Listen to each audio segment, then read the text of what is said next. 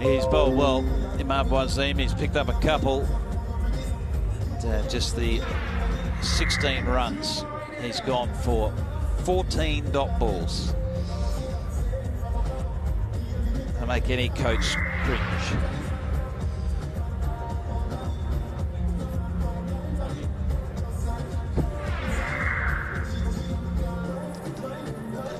To come, Akil Hussain, the left-arm spinner with pretensions as a batsman as well, has one first-class 100. Imran Khan, who at times has opened the batting for the different teams he's played for in first-class cricket. Ravi Rampal and Wahab Riaz in there as well.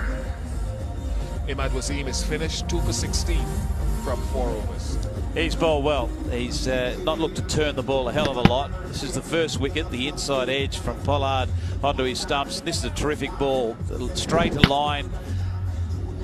Barball just getting caught in the crease. He was in no man's land and beating the outside edge and finding the off stump. So he's a clever bowler. We highlighted that at the start of this particular fixture, and he's delivered.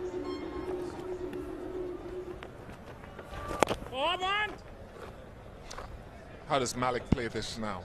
How does Shoaib Malik play this? Well, I think Malik's got to be obviously there at the end, and I don't think he needs to lose his head in the sense that feeling that I've got to suddenly up the ante. I think he's got to recognise, okay, what's a competitive total now, given our situation? So I think if he gets a run of ball for the next 4 overs, he can then reassess the situation. So a run of ball, he should be thinking, the next 4 overs, he's still there. He might be able to finish off with 2 or 3 overs of 12 plus per over. And if he does that, they'll be around that 135 mark. Oh, come on. Oh, he got some bat on that.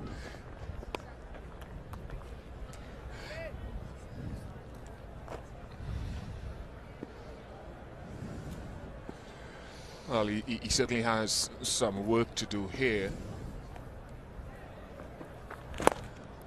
Nice strike down the ground.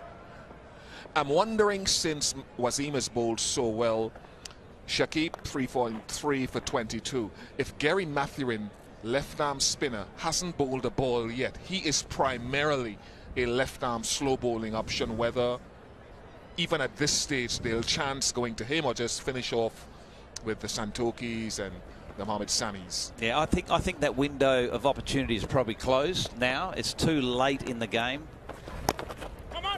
to reintroduce another spinner, particularly one that's not your frontliners. Not like a Sunil Narayan that you're saying, come on bowl. You're talking about someone, he's a reasonable bowler, but he's not a frontliner. So I think you've got to give your closing overs to your experts. And the Tallawahs have got a couple of good ones. Because it is a specialised skill, bowling at the end of the innings. You know, it's one, being able to, read the conditions and bowl accordingly. And Williams is one of those that is very good at closing the innings. You know, he's got great Yorkers, he's got that terrific slower ball, and that slower ball will hold in this wicket. I'd stick to your proven formula. I just had to ask it. I knew what the answer would be.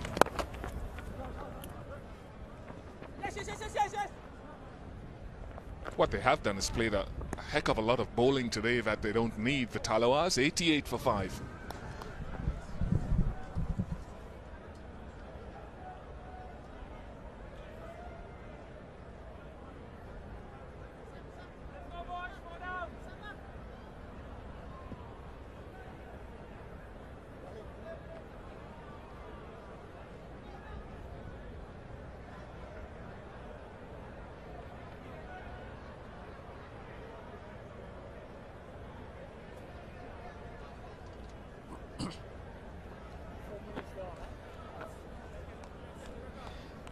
Five overs to go.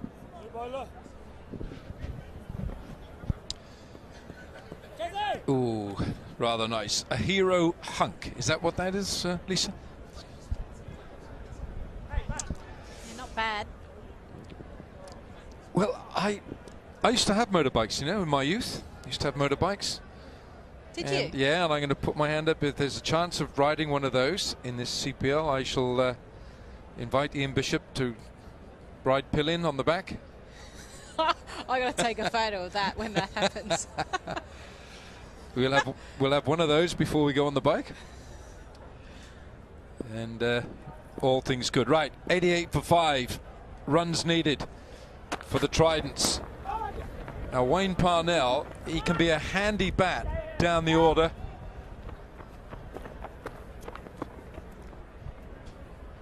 And Shoaib Malik still there, 26 from 22, just 2 boundaries. That'll tell you we've only had 11 boundaries, haven't had a 6 yet in this innings. Now Lisa, you did the pitch report in the first innings, and everyone's been saying how it's like a difficult, stingy pitch this is. It's not giving very much. Stingy is a good word. It isn't giving much to the bowlers in terms of pace and bounce. It's quite dry, and the fact that there's already been a game played. Bowled, very well bowled. And you'll start to see at the back end of this innings as well as the second innings. And remember, we've got 2 games tomorrow as well on this same wicket. A lot of cutters, slower deliveries are going to be the key really to the success for the bowling side.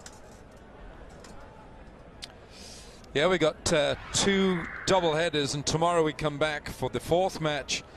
The Patriots against the Warriors from Guyana, and then we followed up the Tallawahs against the Tridents.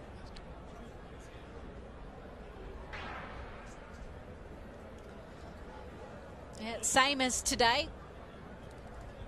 Make sure that they get their similar games done. In another slower pace delivery.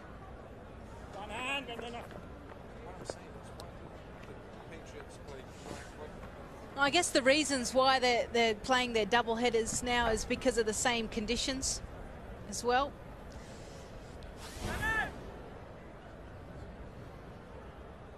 Just a little change of grip, wasn't it? Just the... Well, it's an art form.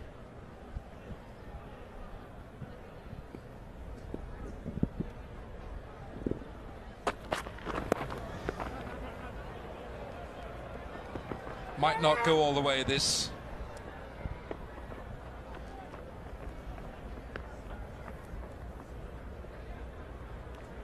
Couple of runs there. No leg buys. So just looking at the slower balls, he actually keeps the seam, his fingers in a similar position, and he kind of lets it go. He doesn't split his fingers and bowl the slower ball.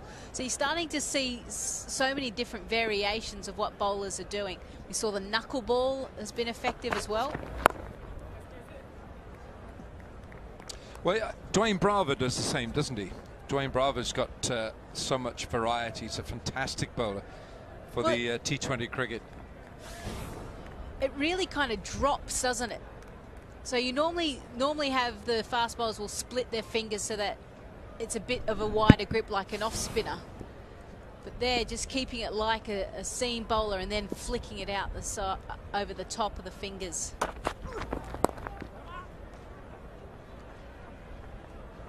End of the over, 95 for 5. Over ball.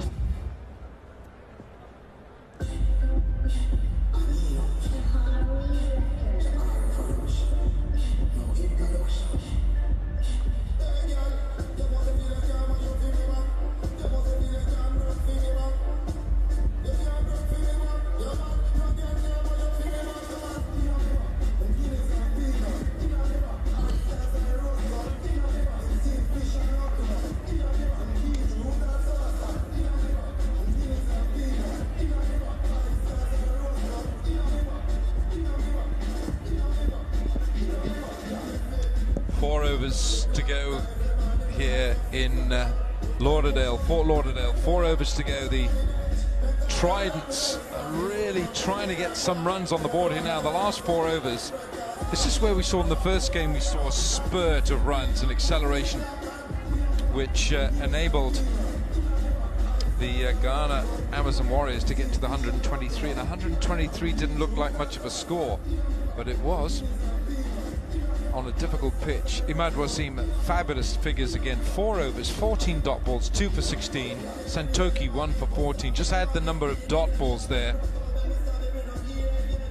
41 balls, dot balls. That's 7 overs. Not scoring. Now, Mohammad Sami just flicked away by Wayne Parnell. Wrong line to Parnell. He's good there. He's strong. That ball was flying. Yeah, it was a poor ball simply because also the field didn't help it. And fine leg is up inside the inner circle. Backwards square is up inside the inner circle as well. So he can't afford to bowl leg stump line. And that's exactly what he did. So he's got to get his line across to the offside. That's where he's got his protection.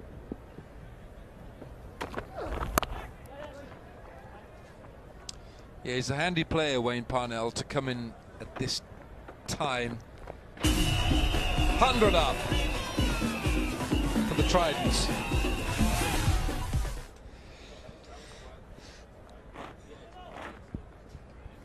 That music and that sound, it's going to wake people up if they're just cruising through. If they're now just having a little siesta, that'll get them going. Yeah.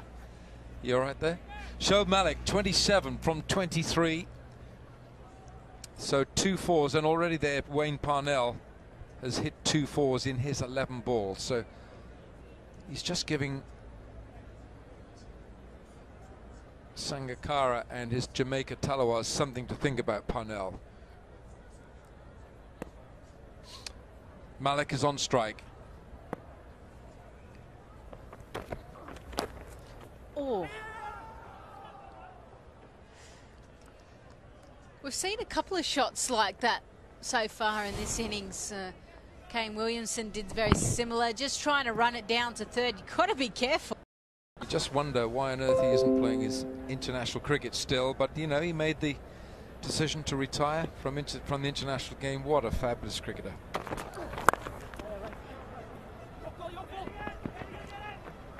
Two is the call. Oh, direct hit might have been asking upstairs.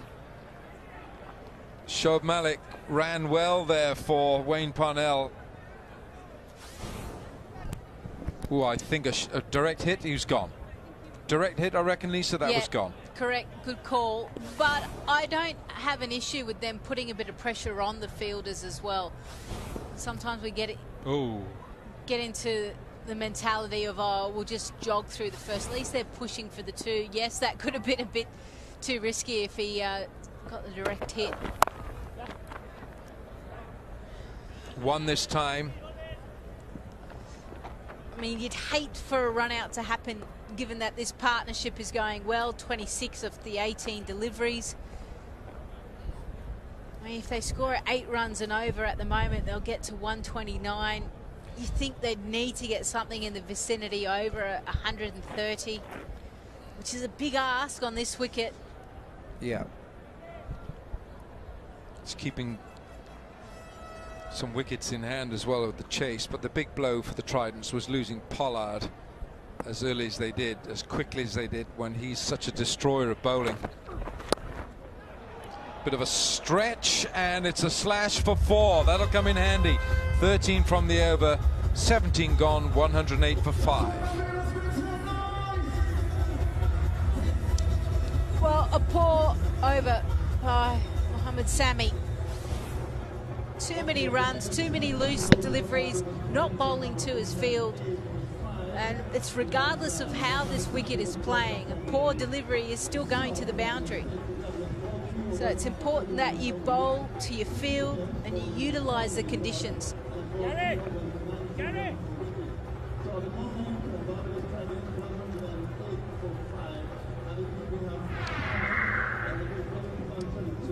Well, Shoaib Malik with his 32 from 25 is just keeping a respectable complexion to this Barbados Tridents scorecard.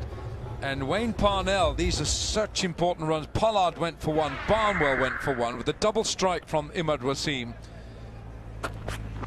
I think that's pitching outside leg stump. Johan Klutter is the the umpire, and he's not going to give that.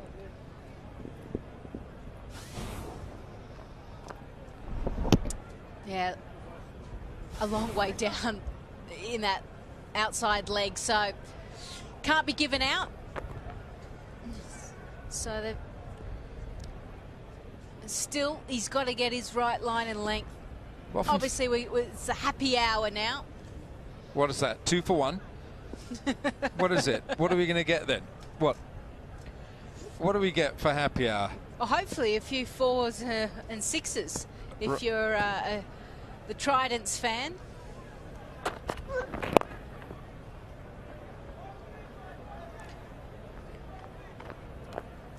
And you almost feel that the type of deliveries that are effective at this time of the match, the Yorker delivery, isn't really worth bowling. It's almost, given what the conditions are, a chance to roll your fingers over, take the pace off, bowl into the wicket a little bit more might be more effective. Well, Parnell's made a very decent contribution here. 18 from 14. It almost takes out Shoaib Malik at the non-strikers end with that forceful drive. Did it hit him? I'm not sure. I think it might have hit Shoaib Malik, actually. Let's have a look here. It certainly did. That's all you need. Well, see, this is, I don't understand why you keep your glove off. I know that the guys, it's kind of sweaty and quite humid conditions, but glove off doesn't mean you're in a position, you're too busy holding your glove to kind of get out of the way or be in a powerful position to take off. Now out. Simple catch taken by Rovman Powell, and there we are. It's another one. It's in the book. I've got him in the book. That's quite an impressive book he's got going there. But it's 6 down now, and it's all gone at 1-1-1 Nelson. Malik has gone for a well-compiled 33. It's 111 for 6.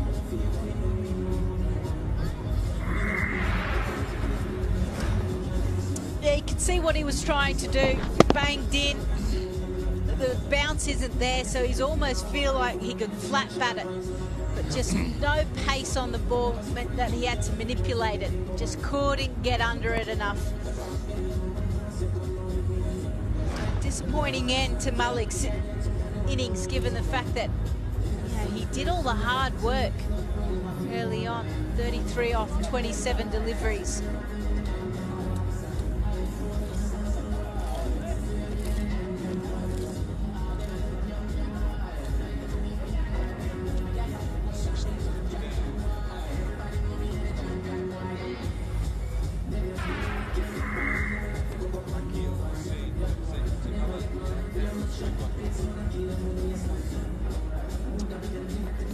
Hasan comes in, he's another left-hander.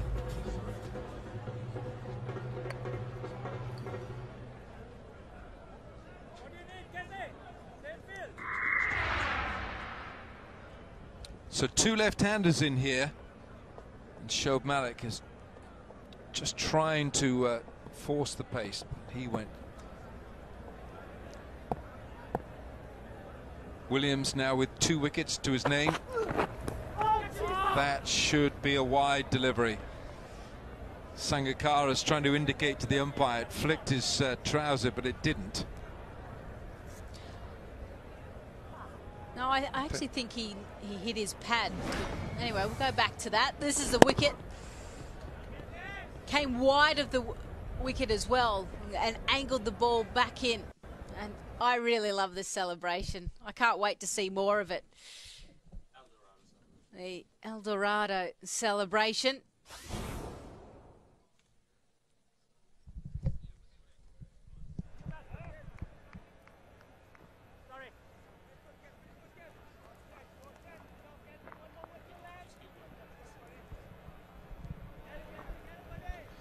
So the run rate at 6.34 will get them to just about over 125, 126.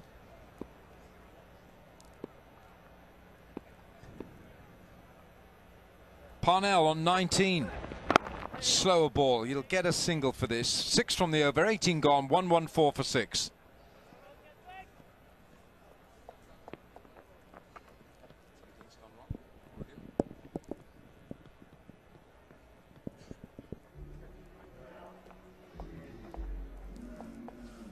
A good over again. Just keeping it down. Picked up a wicket as well, just singles. So it's been a while since the Barbados Tridents have really found the boundary.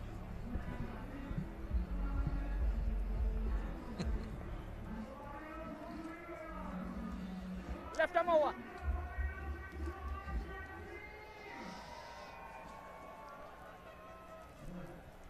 Santokie has been impressive today. He has, hasn't he? 18 balls he's delivered, 10 of them have been dot balls from Krishmar Santokie. He's not going to be up in the charts for searing pace, but he's a canny bowler. I heard you talking a little bit earlier about his low arm action, which on a pitch like this is perfect. Difficult to get away.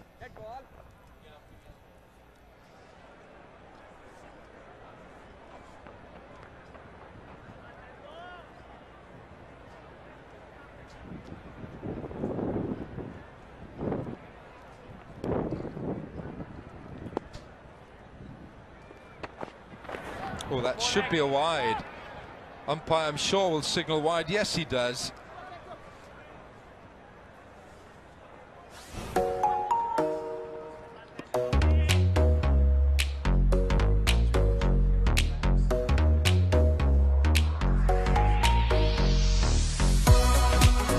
So good to see so many fans out here at Fort Lauderdale. Great carnival atmosphere.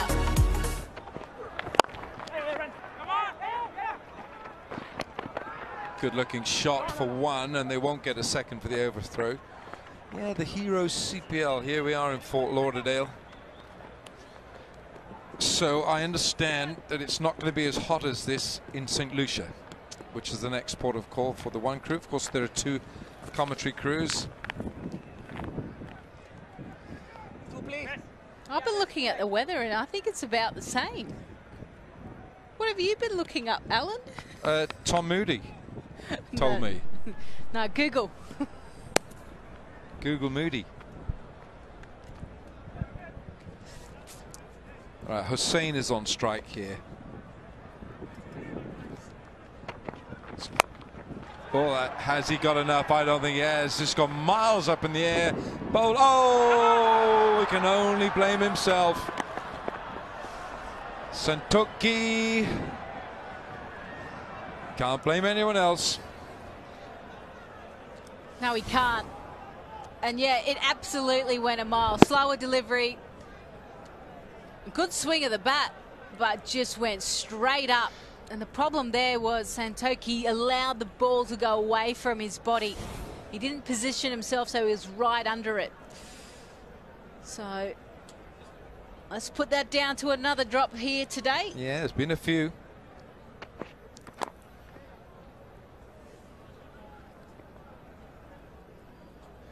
Still have not had a 6 in this innings.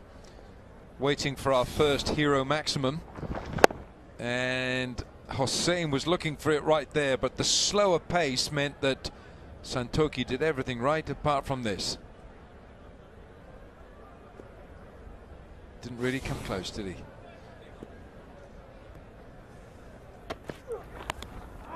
That's a bad ball. Parnell just guides it down to fine leg for 4. Well, this is turning out to be a very poor over by Santokie. The fact that he put down a very simple caught and bowled opportunity and then a juicy full toss, hip height, and Parnell does the rest.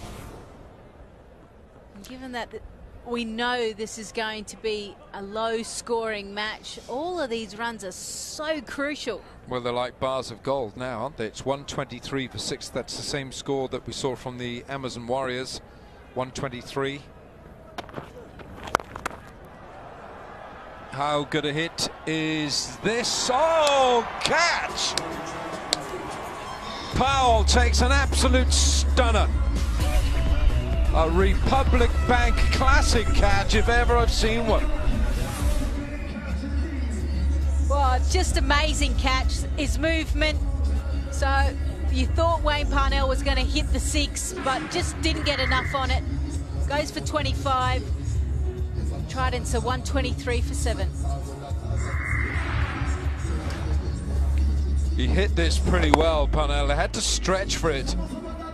And so too did Powell. Fabulous catch. Really, really high-class outfielding by Powell. We'll be seeing this catch another few times, I suspect, during the CPL.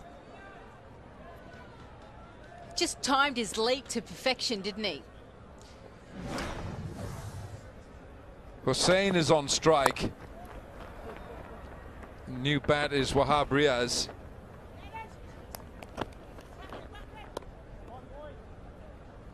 End of the over, 124 for 7.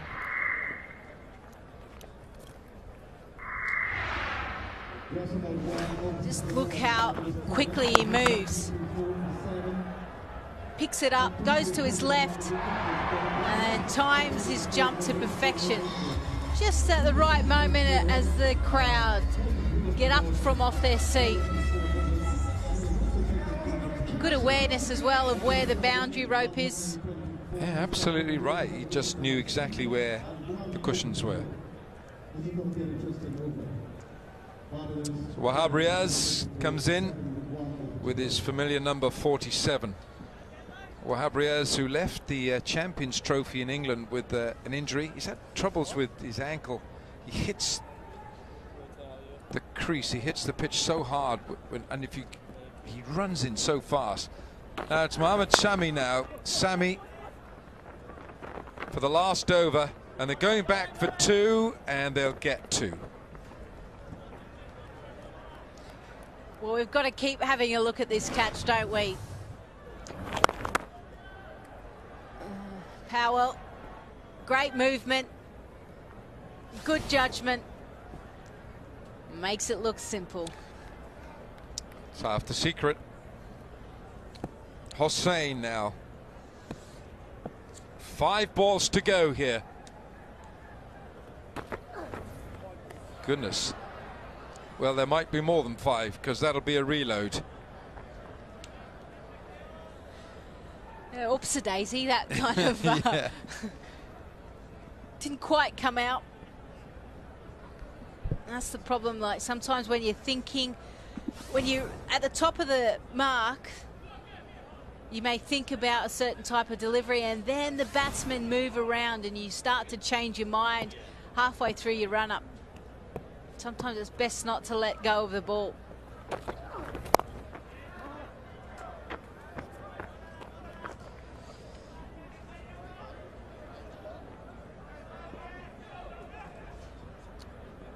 So 4 balls left, 127.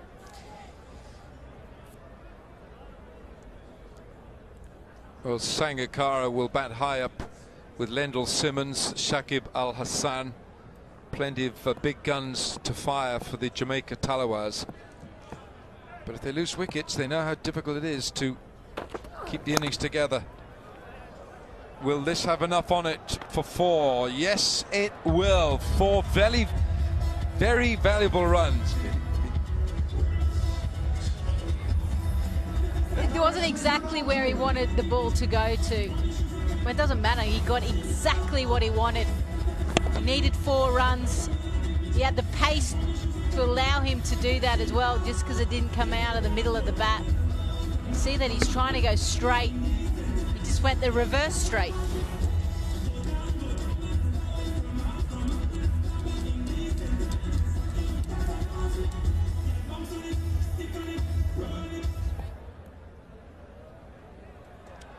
Three balls to go. Lofted, and that is a hero maximum, and it's a terrific blow.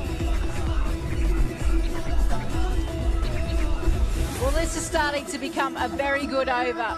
4, now 6. just that hittable length, wasn't it? Wasn't short of a length. It wasn't up under his eyes, jamming the ball in under his toes.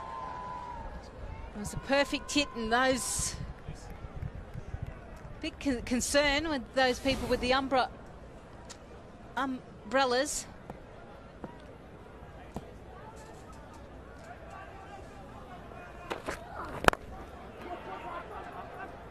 Well, he wants 2 from this. Oh, it could be a problem.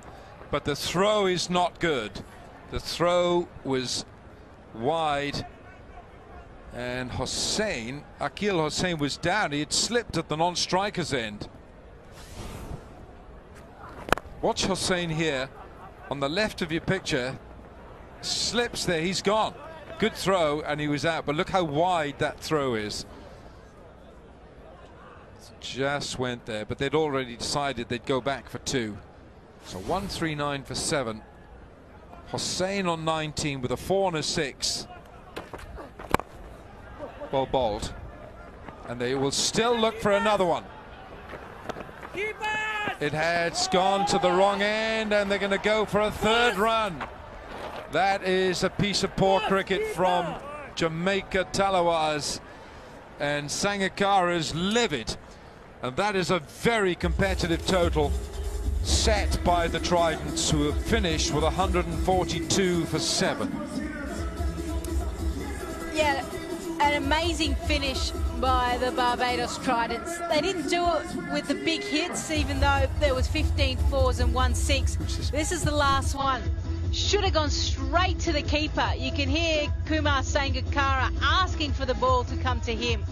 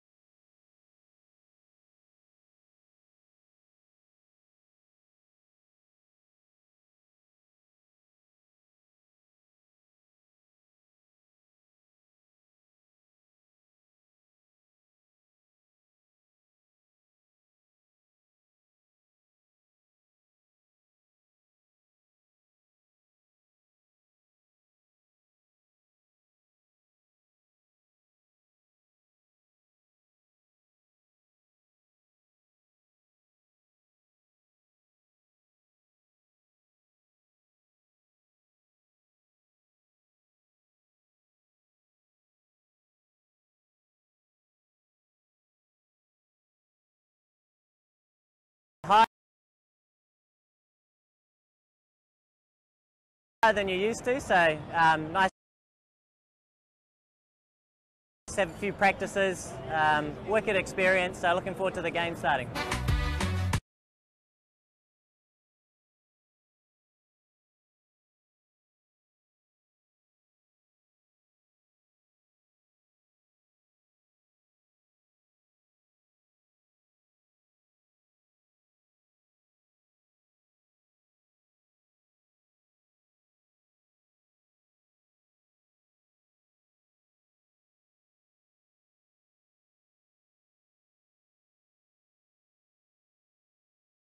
Match.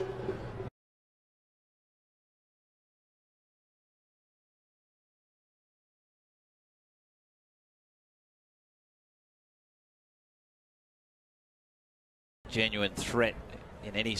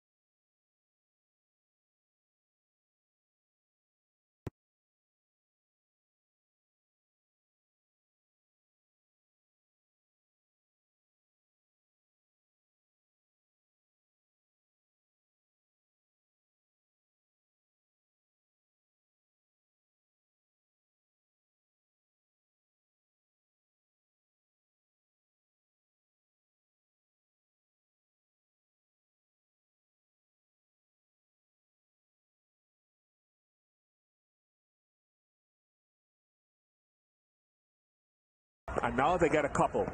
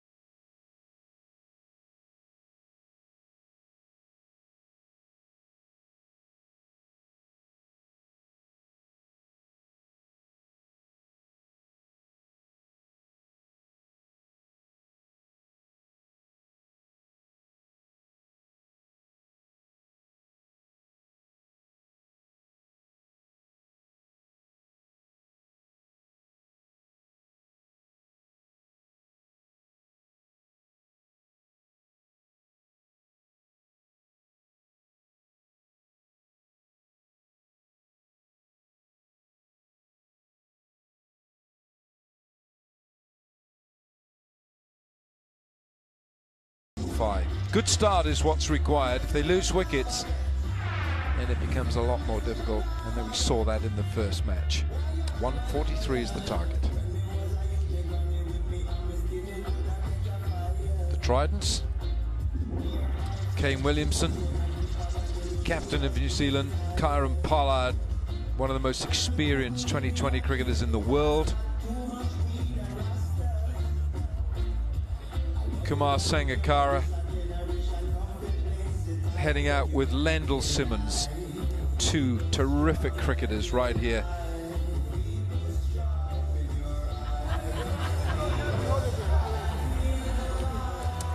Yeah, it's a good crowd that has made their way in to watch both these matches today. It's pretty hot conditions, which we've mentioned a few times, but it is really hot and humid, so not only for players but for spectators. Why not have some fun? Yeah. Grab a beer and blow a horn. Are you supposed to blow the horn or drink out of it? You can do both. Oh no, he's blowing. Good lad.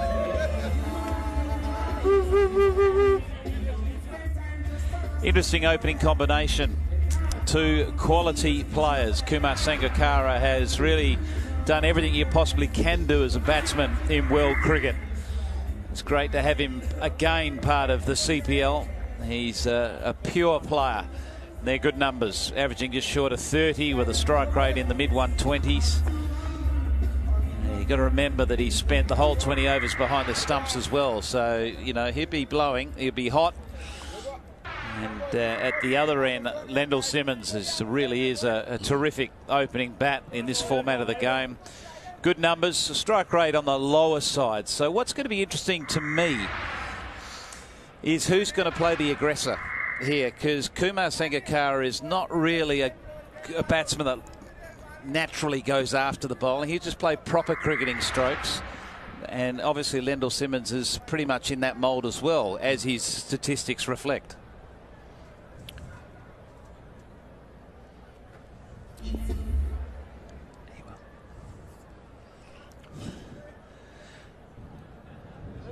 All right, let's play. 143 is the target. Lendl Simmons on strike. Here's Wayne Parnell. A little bit of swing, a good shape that was from Parnell. Not too much swing, just late movement from the left armour. Well, you want to enjoy it because it'll probably last for about 10 balls. It is Wayne Parnell, by the way, Moods. He's got hair your colour, but difference is he dyes his. This is natural. Natural. Dyed. The pot calling the kettle. Kettle, pot, kettle. That's down the leg side. The pot calling the kettle white. Silver. Just to expand on the moving ball, and in T20 cricket with these white balls, the ball doesn't swing for long at all. So there is a window of maybe 2, on a good day 3 overs. And it's really important from a bowling perspective you take advantage of that window and use it as a weapon, because movement is one of the great, I suppose, bits of ammunition you have against your opponent in really what is a favoured game for batsmen. So you've got your chance to, you know, pick up a wicket in those first couple of overs when the ball is moving. So it's important he gets it on line early. It'll fly away for 4. Just a little bit of width on offer there from Parnell. No slip. I'm just wondering whether if there was a slip there, it may have gone to hand. I think if you are looking for wickets, it's always advisable to have someone catching. That may have gone over slip or possibly wide if you did have a first slip in place. Yeah, the ball was too wide anyway, wasn't it? He still edged it though. Yeah. Now this is wayward stuff from Parnell. That's 2 down the leg side, 1 wide.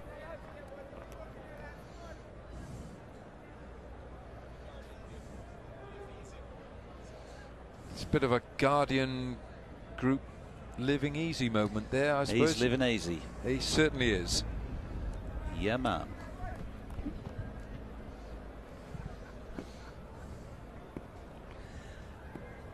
Well, when it's that hot, you just stay in the shade. Leg side again.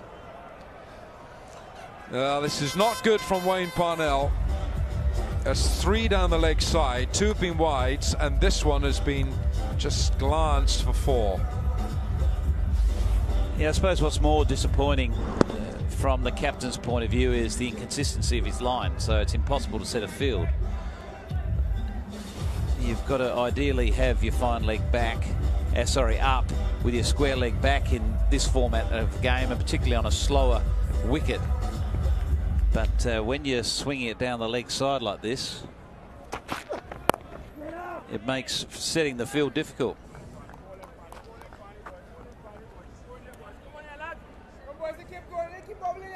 I think he's listening to the commentary, Moods, or have we put him? Have we put him like that? He is listening to the commentary because he's getting that much information he doesn't have to watch. So he's Moods all over it. On the ball.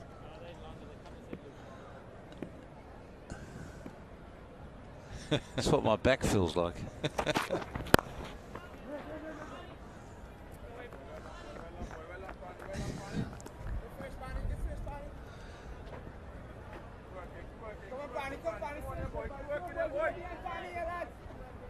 Oh, he's got some rhythm there.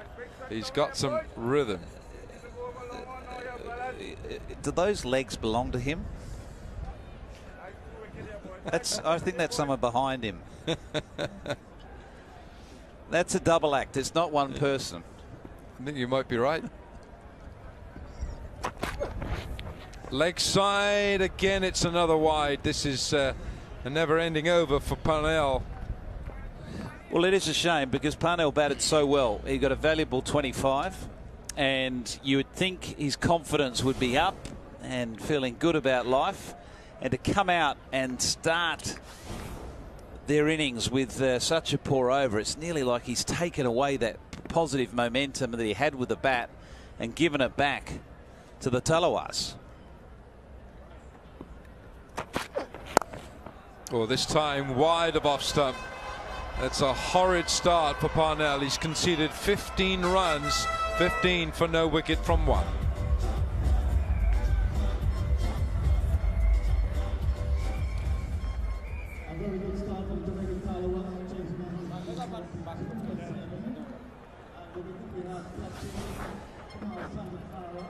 Just too many balls that were loose.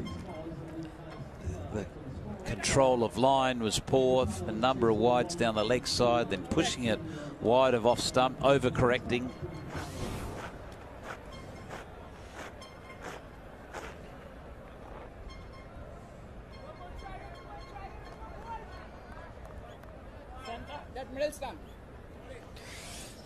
Well, throughout the CPL T20, we've got the Dream 11, the fantasy scorecard. Imad Wasim in this match after the first innings for his 2 for 16 has got 24 points. You get points for wickets, for runs, catches, run-outs. You get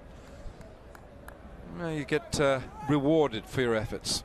More details, log on to dream11.com/points. Kesrick Williams bowled pretty well. Santokie might have had a few more points if he'd held on to a caught and bowled. Gone!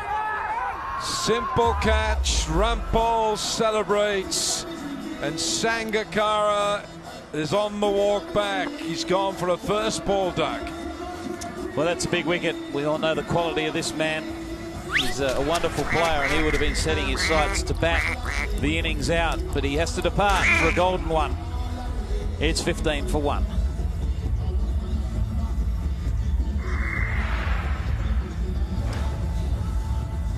Ravi Rampal induces the drive, and a smart catch taken by Kane Williamson. He's pretty handy there. Well, it's a bit of an interesting story behind that. Both Ravi Rampal and Kumar Sangakkara have been playing at the same county, Surrey. So a little bit of one-upmanship there. Ravi would be reminding Kumar of this moment a few times, I'd imagine, in the next couple of months.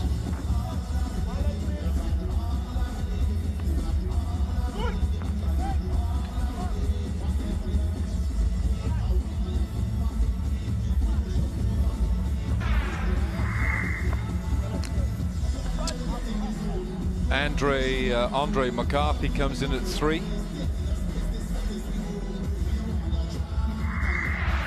Well, that record is something that he needs to improve. It's early days. He's got a whole season ahead.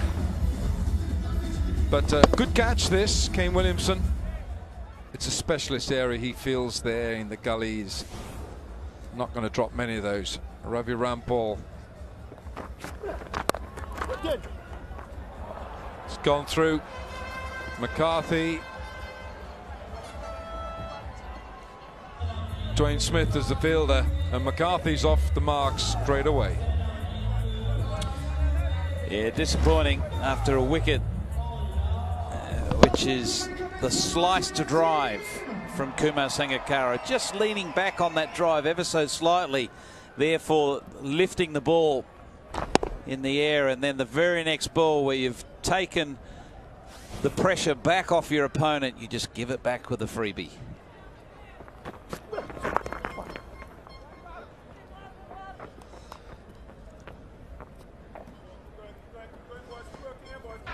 There's Paul Nixon, former Leicestershire player and an England player. He's coached the Tallawahs now for a few seasons. Successful coach last year, of course, because Tallawahs walked away with the title last year. And Mark O'Donnell is his assistant coach there from New Zealand. They're a good team. They work it well. You always see coaches writing a few notes here and there. Whatever they're doing, noughts and crosses, or they're writing some serious notes down. Like to see your notebook there, Tom? I don't sit there with a notebook. I have a notebook here because I amongst some esteemed commentary colleagues, so I've got to keep pace, got to keep on top of things. Just some very that's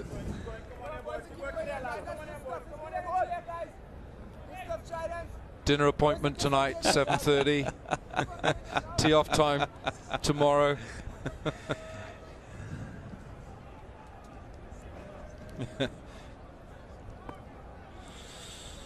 That's all in the front.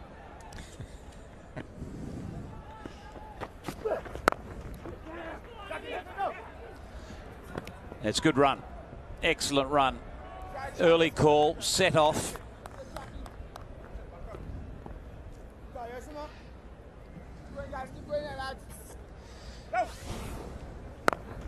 Yeah, went early, didn't he? Yeah, early call. That was the key.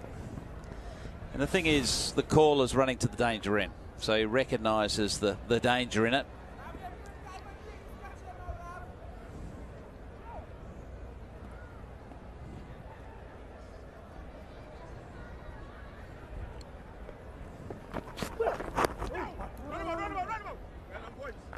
End of the over. It's 20. Wow, no, they're going to get a run here now. They're going to get one. They were even thinking of getting a second, but one off that last ball when they shouldn't have. 2 overs bowled. It's 22 for 1.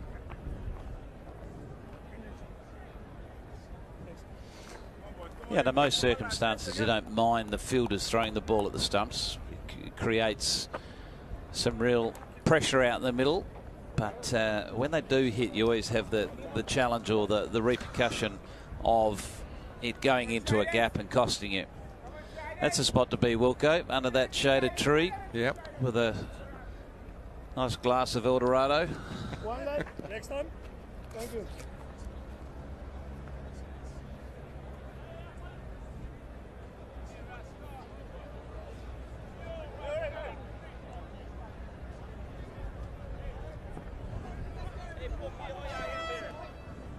Parnell is going to have a second over here.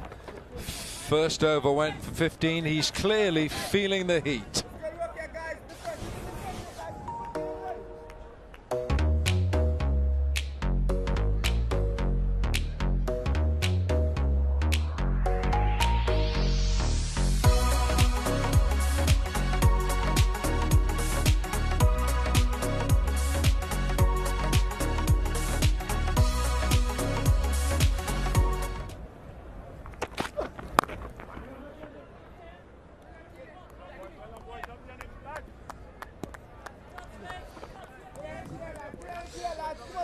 Well, that first over from Parnell, he got his line. He just never got his line right. Unless he convinced his skipper that he could get it right the second over, I'm a little surprised he's bowling the second one. Yeah, it's a tough one, isn't it, from a captaincy point of view? Do you back one of your frontline bowlers to get it right that second over, or do you put him in the sin bin? And say, have a think about it. It's gone up. It's gone up. It's had a chance. It's had a chance. Oh, it should have been. Any one of 2 or 3 could have gone for that. Akil Hussain dropped it, and it looked as if Kane Williamson might have gone for it as well, but I think Hussain called for it.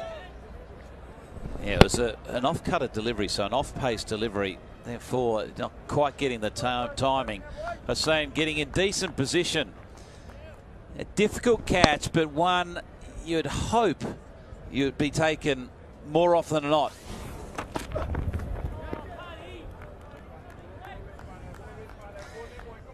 Always a little bit easier when you're running back and the ball stays on the one side of you. So he's running away to his right and the ball is on the right side of him. So he should be sighting the ball comfortably. And I think he should have taken that. Yeah. We would have called it a good catch, yes, but it's a catch that should have been taken at this level. Yeah. You'd hope that to be taken 8 times out of 10. Shot. That's been hit really hard, and it's gone for 4.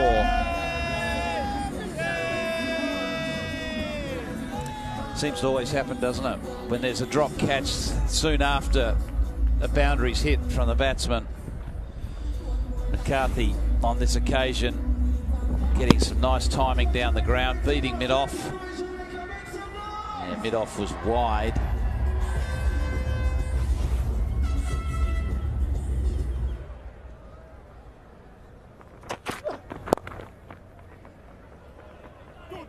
Two is the call, and they'll get 2 comfortably. 8 from this over, 3 gone. It's 30 for 1.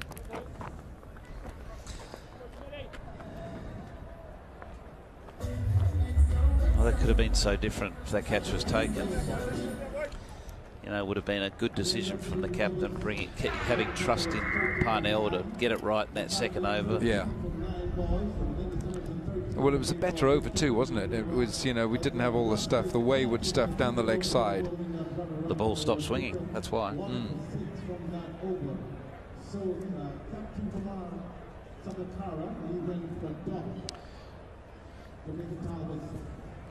Jamaica Tallawahs 30 for 1, chasing 143 to win this match against the Barbados Tridents.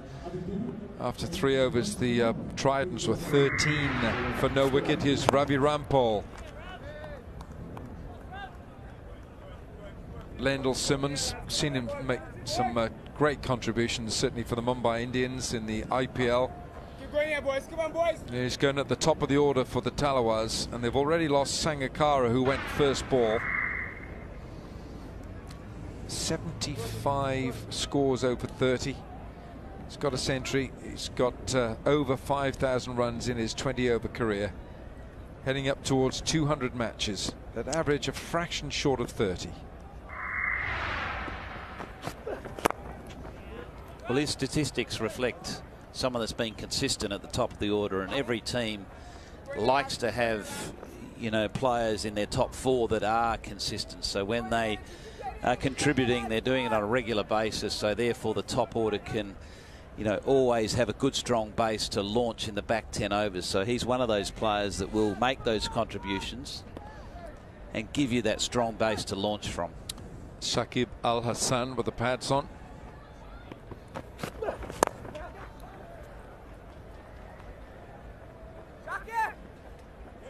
No width from Ravi Rampal. I think he's quite aware that Lendl Simmons, when he gets a little bit of width, he's got a great bat swing, great arm swing.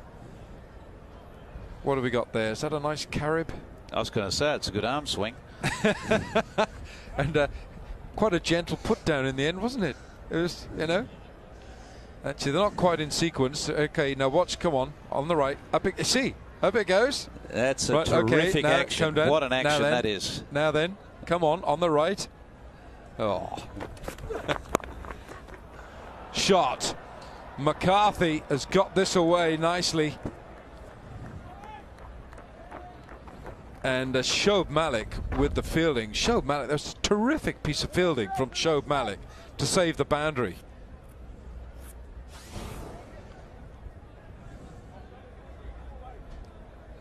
Save the boundary. Okay, Tom, talk us through this. Good action so far. Well, I just like the expression on his face to begin with. First he's smiling and now he's focusing. Well, I think it's probably smiling with the anticipation. Exactly. Of the flavour of the moment. The refreshment and the cleansing moment. It's a good start, you'd have to say, here by the Tallawahs. Yes, they've lost Kumar Sangakkara, but their run rate is right up there. Run rate just above 9, so they're well and truly on track. There's bat on that, there's bat on it, you could hear it. That's why Kane Williamson knew that if they'd caught that, they would have got the catch. He does get the ball to tail in. Once the ball starts swinging conventionally, Ravi Rampal does get the ball to tail in, and it targets the right-hander's front pad. A long way down there, McCarthy, but there's also a little inside edge, I think, on this one. Maybe not. There was 2 noises, though. Definitely were.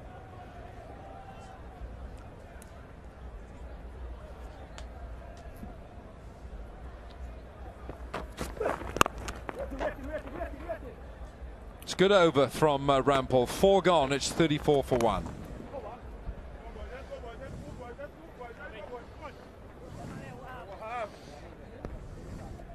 Yeah, a lot of experience with Ravi Rampal, so it's always good to have someone in the power play overs that bowls a couple, if not 3 overs, that has that experience to navigate you through that dangerous period. He's bowled his 2 overs and only cost the 10 runs. He's been successful with the wicket.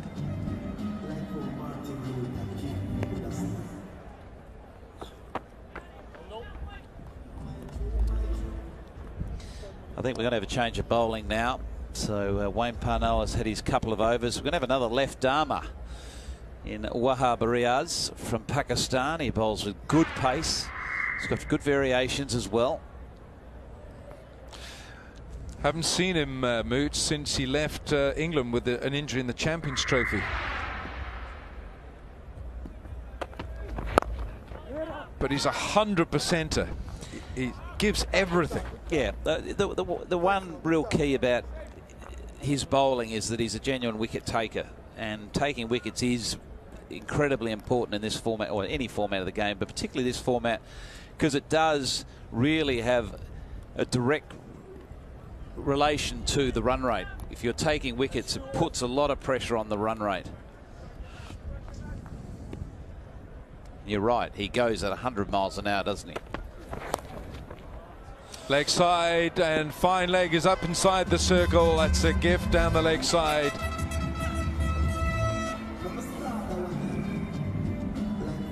You just can't stray down there. You can't even go onto leg stump if your fine leg is up inside the circle.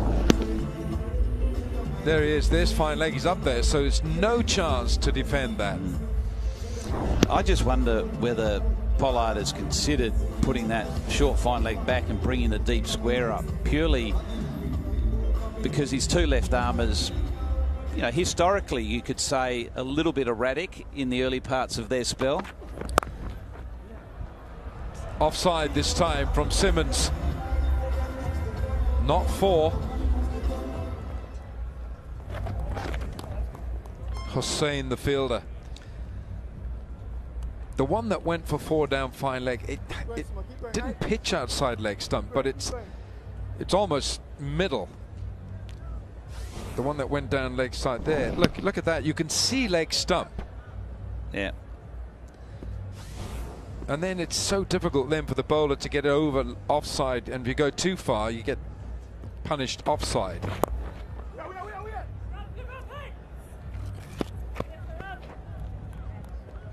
saw that amazing duel, confrontation in the World Cup in 2015 between Shane Watson. Watto incurred the wrath of Wahab Riaz. It was a great spell of fast bowling, wonderful defending, wasn't it, from Shane Watson? Yeah, I remember it very clearly. Adelaide Oval. Yeah. Atmosphere, you could cut it with a knife. It was brilliant.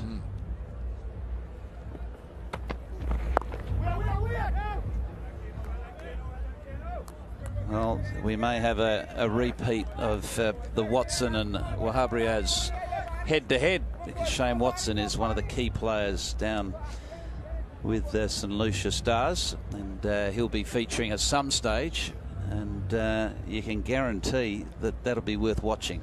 Oh yeah, because they'll both remember that moment like we do, probably more than what we do. Oh yeah, and there's always a payback time, isn't there? You know, just you know, we've seen the book out today, haven't we, from Mr. Williams. I just wonder when Williams has an off day whether the batsman pulls the book out, just jots down a few 4s and 6s. Join the dots. Leg side flicked away for 1. They're going to look for a second here. They won't get it. Smith's the fielder. 5 gone. It's 41 for 1.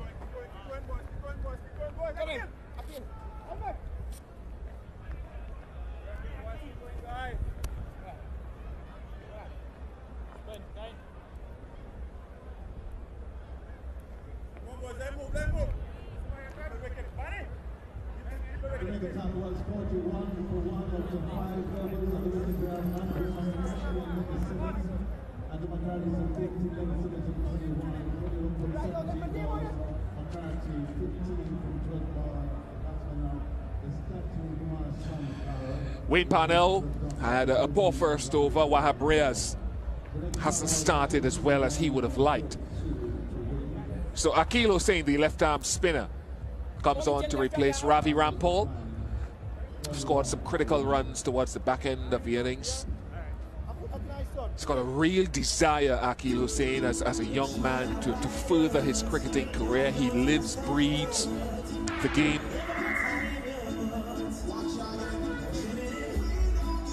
Just understanding his background and where he's come from and how important these sorts of opportunities are for him, and if you ask him, he'll let you know.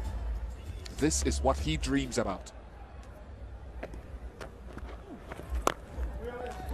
Bowling to a player that he would know fairly well from Trinidad and Tobago, Lendl Simmons. Player of the tournament a few CPLs ago, and he won a piece of property in St Kitts. Oh, that's big. Oh, goodness me, it's taken off. Sunshine Snacks, the power shot of the day. Well, such a good hit, because the ball was tossed up. And just look how controlled he is, how still he is when he hits the ball. He loads up and he lets it go and gets such a good piece of it. He really is such a key batsman when he's hitting the ball like this. Smart cricket. He can play in different modes, Lendl Simmons, and I was listening to a conversation before that he will sometimes, based on his career strike rate, very similar to his opening partner. Not true, really. He chooses, Lendl Simmons, the way that he wants to play early. He can be a serious dasher when he chooses to at the top of the innings. Last over of the power play as well. Work.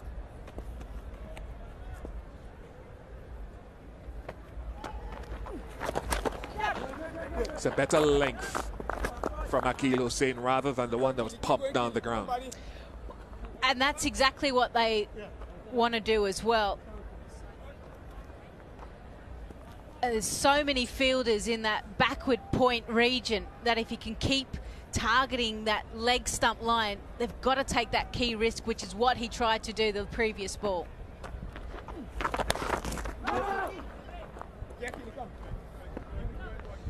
3 dot balls to end the over. 48 for 1 after 6.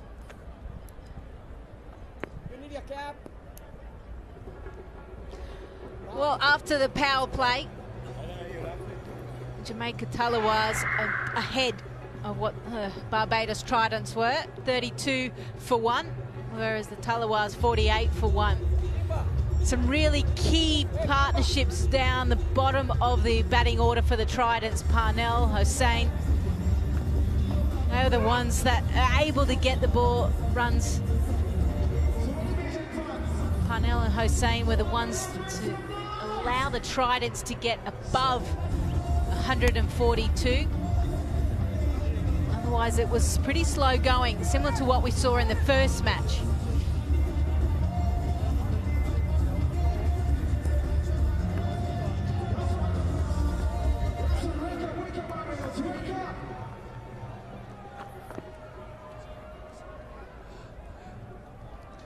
Wahabrias.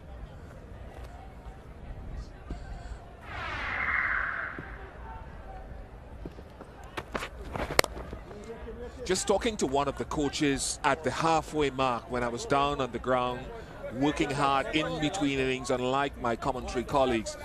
He talked about bowling straight. The important thing is to bowl straight on this pitch and maybe just back of what is a good length. Even for the spinners, important to bowl straight. We've seen width given on a couple of occasions so far. And I think the length is the key as well, because it's a slower wicket. By going back of a length, just like that, and then also changing your pace means it's very hard for batsmen to really get their timing right. And we've already seen when the spinners do toss it up and bowl that good length delivery, it's still going the distance, so they've got to be a little bit flatter and a little bit shorter.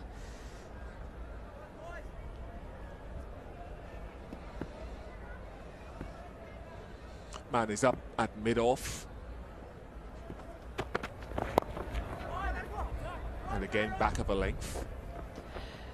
So it'll be interesting to see how the teams, because they get to play against each other again tomorrow on the same wicket, what lessons they've learnt. And that actually tells, I think, a big story on how the teams may potentially go in the tournament, given that you're constantly adapting and changing in different conditions. So it's whoever can read the conditions well and be able to adapt to it the quickest will be the ones that perform well throughout this tournament.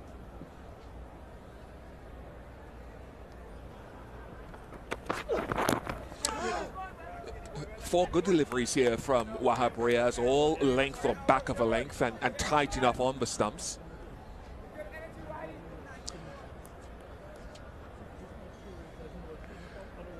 Caribbean Airlines, the official airline of the Hero CPL, getting us across all 7 venues over the next 5 weeks, and we'll be going to St. Kitts, we'll be going to St. Lucia, to Barbados, to my homeland of Trinidad and Tobago. All venues, stay tuned over the next 5 weeks if you can. The cricket, I promise you, will be entertaining, and the venues that we will see some lovely sights and get some lovely sounds. Use the hashtag CAL, CAL2 CPL. Over, he's gone, the lights have gone on, and McCarthy is no longer home. Wahabrias strikes. Well, top delivery, that's exactly what it is. It's the first 4 balls that have really set this up as well. They're going to check the front foot. Oh dear. And lucky they did check it. Unforgivable for Wahabrias. He does this too often in his career. Too often. Yeah.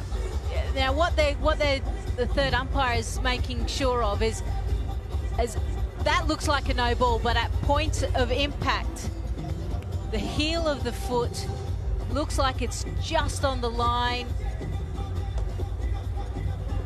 So yeah.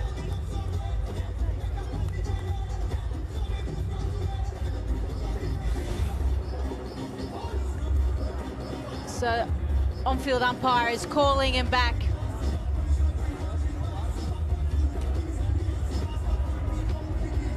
So just to rub a little bit more salt into the wound, that becomes a free hit the next delivery. Umpire Zahid Basrat.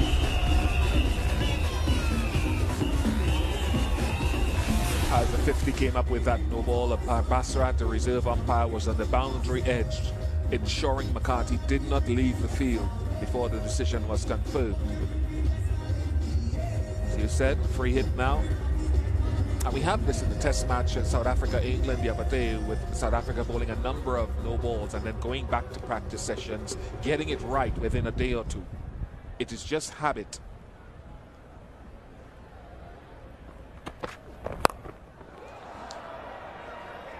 It won't count. It's a free hit, even if it's taken.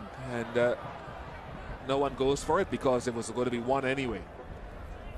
Yeah, you can afford to let that go and not drop it. So, yeah, smart, but it's great understanding by the fielders. With this no ball, like, I'm a spinner, and I don't understand. I don't understand why there's constant no balls by the fast bowlers, and you see it in the nets all the time, and they're over by about that much regularly. And as a batter, you get so frustrated. And having spoken to a few of the umpires, and we'll pick that up after the break, 51 for 1.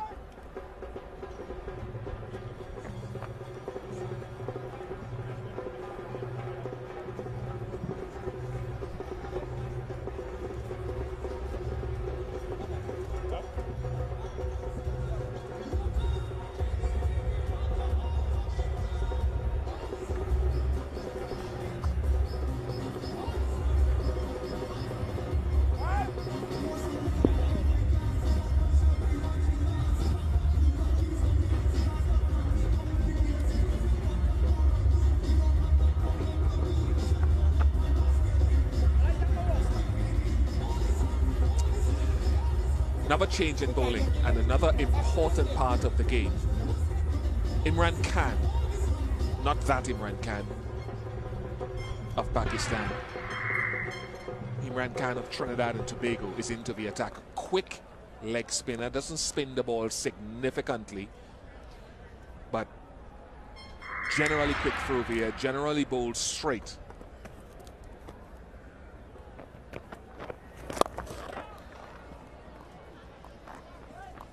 That was uppish, wasn't it? Going back to what I was talking about, the wides, the no balls. Some of the fast bowlers have spoken to me and they said they want the umpire to stand there. They actually use that as a gauge. So in training, they ask the coaches to stand where the umpires will to ensure that they don't create the no ball. But yet we're still starting to see it. So this is something that I don't quite comprehend from a fast bowler's point of view, how they still are bowling regular no balls. Shakib, let's go, Shak. Yeah, and I hear that whole issue about getting the umpire to stand there and trying to replicate game situations, but I think it's simpler than that. I think players are complicating this. If you practice for a week, by ensuring that your landing area at the crease with your front foot, with your toe just touching the front line, or even pulling back maybe a couple of inches behind that, within a week you will rectify that. What bowlers will tell you is that when you bowl from a foot behind the crease, it feels like you're bowling a yard further. That's what Imran Khan does. He bowls very much wicket to wicket and quickly. Let's leave him to bat here, guys. Let's burn any work here, guys. And it's something that all coaches are trying to figure out and ensure that their fast bowlers learn. That's certainly a good shout. 53 for 1.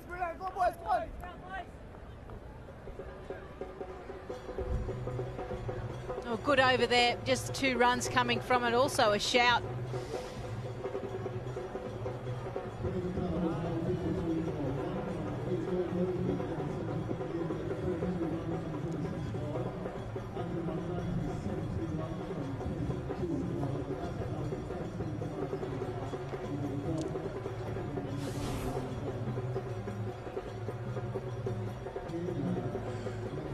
That was the last over when Imran Khan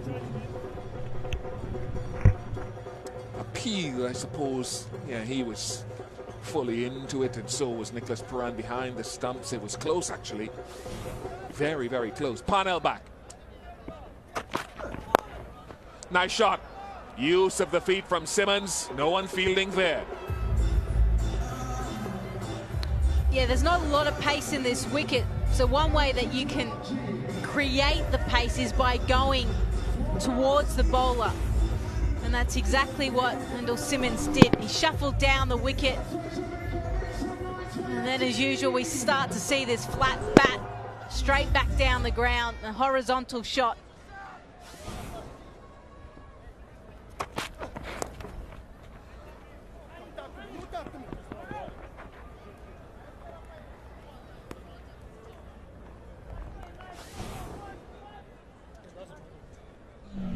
Such a good strike of the ball.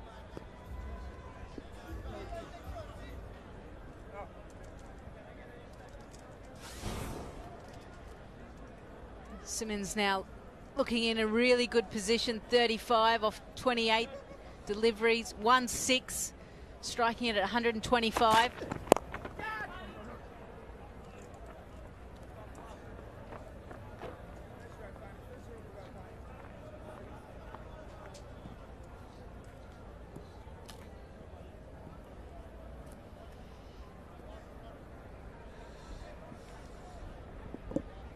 Parnell, none for 29.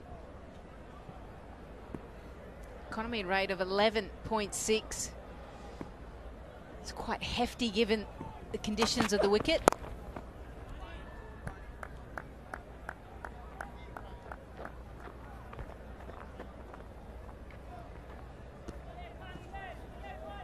Come on, guys, keep working with Fanny here, boys.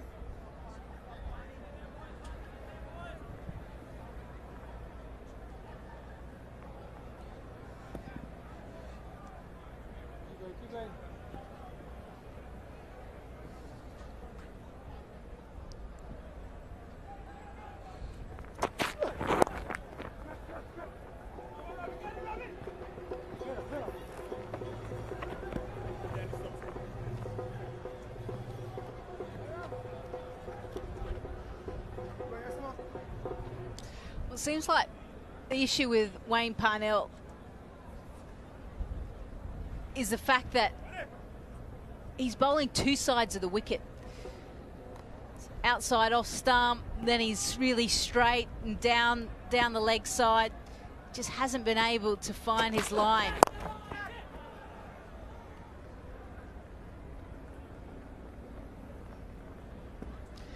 .61-62 for one.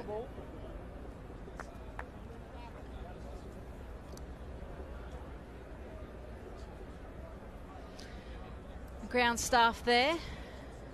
Mark Peckham on the right. Came out a couple of weeks ago. But the rest of his team that are there have been there for the last 5-6 weeks, making sure that grass is on the square. I heard 2 months ago there was hardly any grass, so they've done well.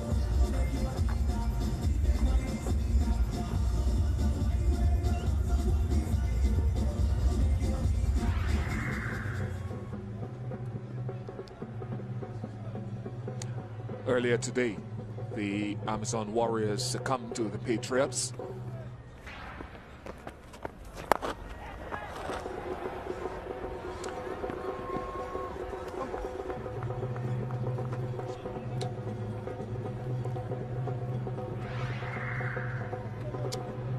Yeah, the Warriors was put into bat, 123, really struggled.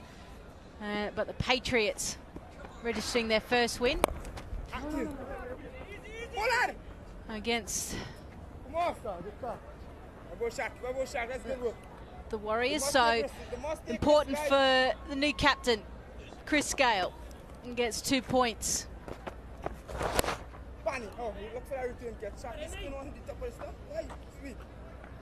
So both today and tomorrow, 2 double headers. So make sure if you're around and close by, you come down.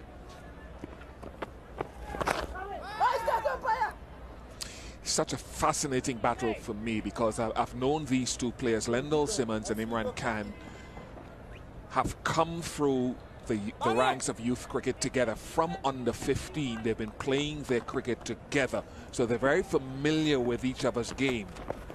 And good length, really good length from Imran Khan, otherwise known as Sharky.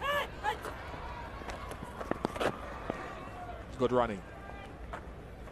And 50 partnership comes up as well.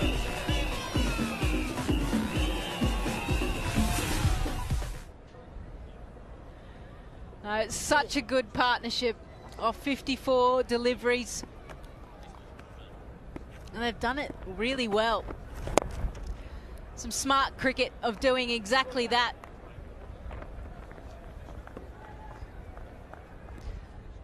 Well, the end of the 10th over, 67 for 1, and it'll be a Carib drinks break.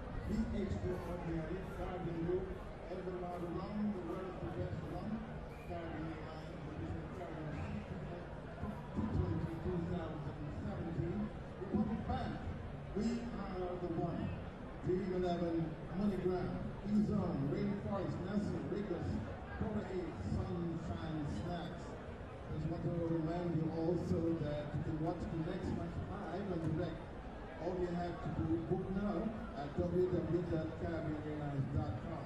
Caribbean Airlines, the official airline of CPL T20 2017.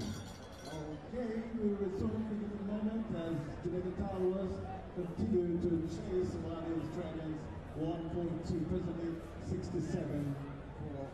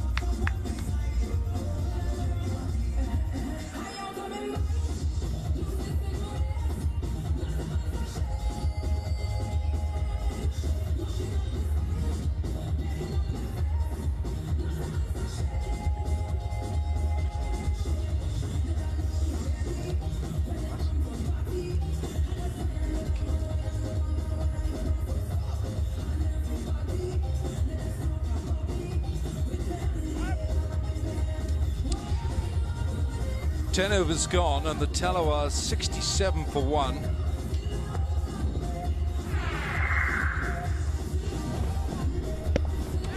Well, Lendl Simmons has held them together. The Tallawahs chasing 143 to win this match. And that was the end of Kumar Sangakkara. He only faced one ball. And he was caught nicely. Dwayne Smith with a bit of a misfield there. And since then, McCarthy has come in and thrown the bat. A couple of chances have gone down. And some wayward bowling by the left armers. No fine leg, and that's been an area of profit. And a very good hit from Lendl Simmons. He's strong down the ground. And Simmons 42 from 36. The Tallawahs need 76 more runs, and they've got 10 overs to do it. Hussain is the bowler. Thing is, with this pitch, and we're going to play on again tomorrow, it's getting a little bit tired. It's a bit like the uncle who calls in for the family party and he doesn't leave anything for the kids. Stingy. Right, the uncle calls in, you haven't seen him for a while, and comes and eats all the ice cream and has the cake and the tea, and then he leaves nothing for the children. A stingy uncle of a pitch, that's what this is.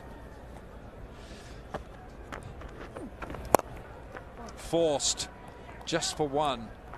There has to be so much improvisation, doesn't there, by the batsman in this contest, and we've seen it in the first one. Ooh, that's sore. He could be sore tonight. Part of the ground staff, so he spent plenty of hours. Plenty of hours out there in the sun. Just the one run, and Simmons is furious with himself. He thought he should have made more of that. He's been on the roller, hasn't he? He has been. He's been here for 6 weeks. Dave, the middle one, the one that you commented about, probably needs to put some sunscreen on. Ooh. 2 is the call. You can hear the call. I don't think they will go though.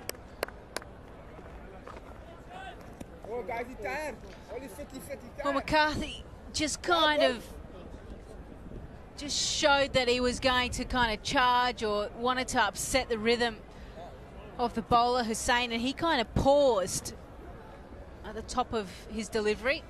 And something that a tactic that the spinners tend to do to stop the batsmen with their timing of coming out or movement around the crease.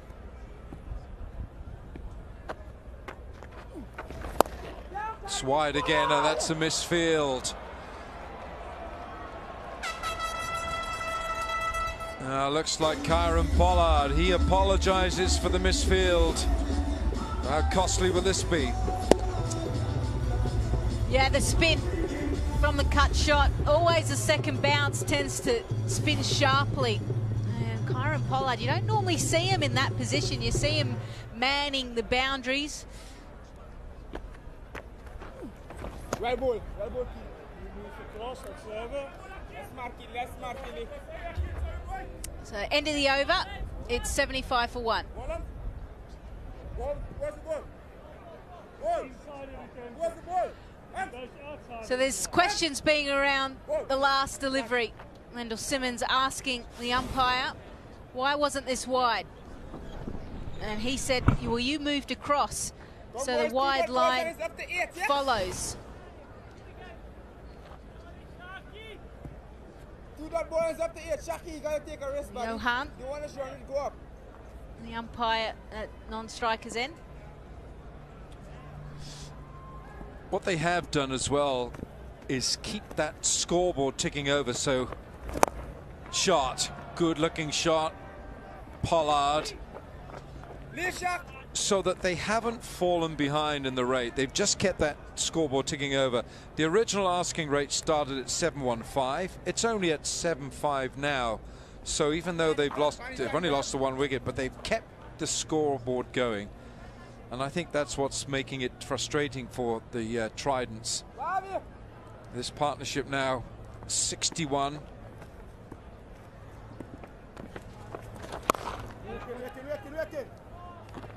Well, we've seen how difficult this wicket is when you come in at the back end with the soft ball, spinners taking effect. So these two are such a key to the Tallawahs.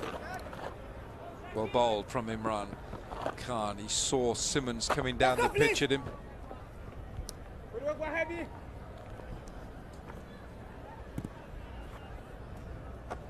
Somehow they need to jag a wicket, the Tridents.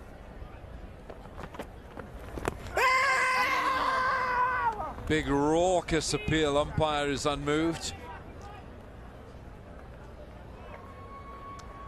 McCarthy is the one that tends to move around the crease a lot more. Lendl Simmons is the one just stands still. Hit him outside the line. Slide and pick up Shakib.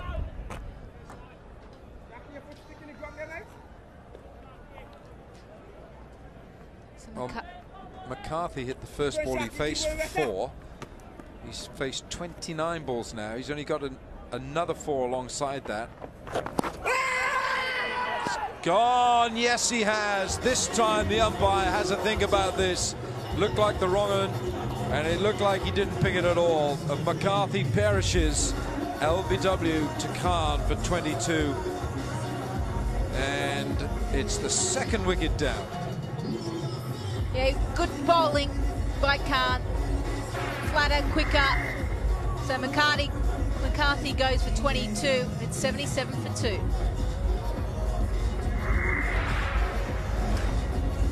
A little bit quicker, pushed through. Ooh, that's just possibly clipped the top of leg stump, but he was well back, McCarthy.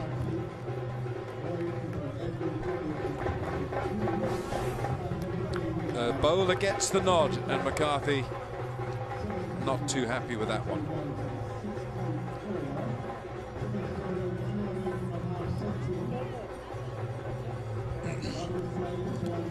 Well, he walks off with number 49 on his back, and Simmons has got 49.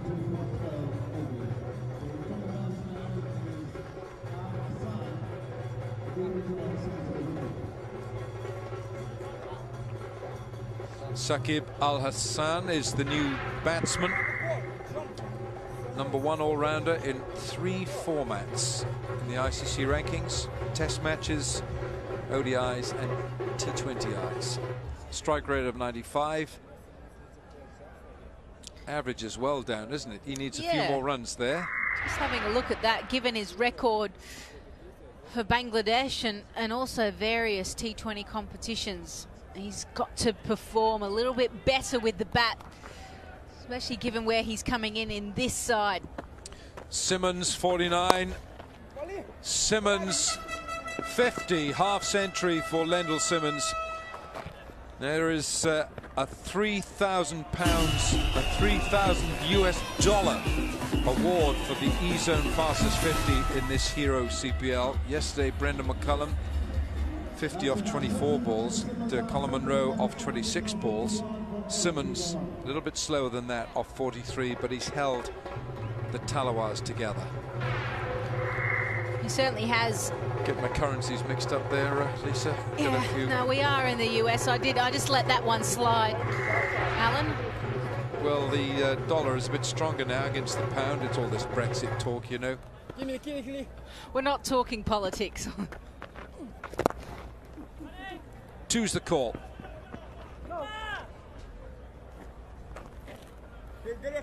So a $3,000 US award for the E-Zone fastest 50 of the Hero CPL. McCullum 24 balls last night, 59 was it off 27 in the end, not out. Munro off 26. Lendl is feeling the heat. Come on, buddy, Keely, you the boss, buddy. Jeez, very flexible, isn't he? That's good confidence, Akil.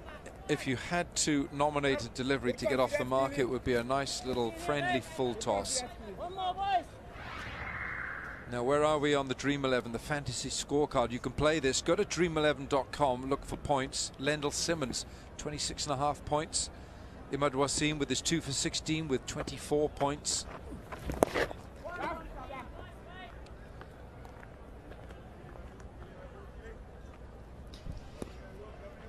Lendl Simmons, his 11th 50 in the CPL. Let's go back to the Dream 11. He's right on the top there in this match. So you play the Dream 11. Prizes to be won. Just go onto that website there, dream11.com/points. Imad Wasim bowled beautifully today for his 2 for 16.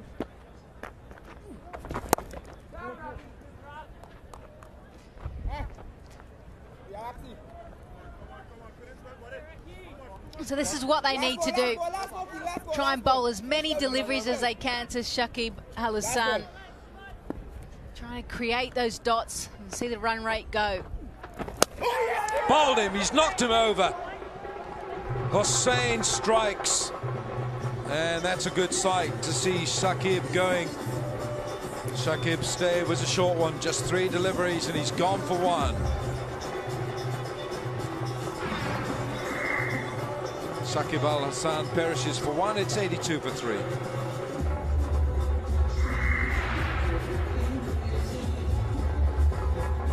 That's got everyone up dancing. They needed to pick up wickets. Back-to-back wickets is what they've got. 2 full and the ball turning back into Shakib Al Hasan means it was always going to be a very risky shot. And boy, these guys love a good celebration, don't they? Wonder how many hours they spend of a night trying to think of what to do. Well, they're all in contention. Could all be in contention for the El Dorado celebration. I reckon now if another wicket falls imminently, then the Tallawahs could just be starting to struggle.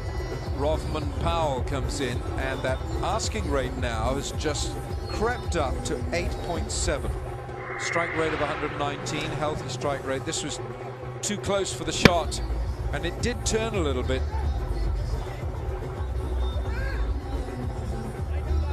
Yeah, that used the rough there from the bowler's follow through.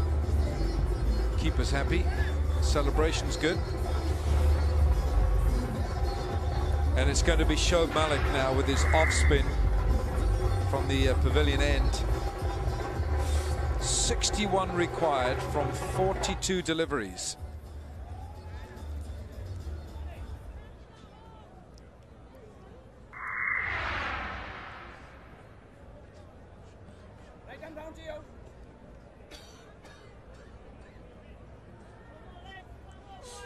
Shoaib Malik is going to come round the wicket to Lendl Simmons, who's on 53.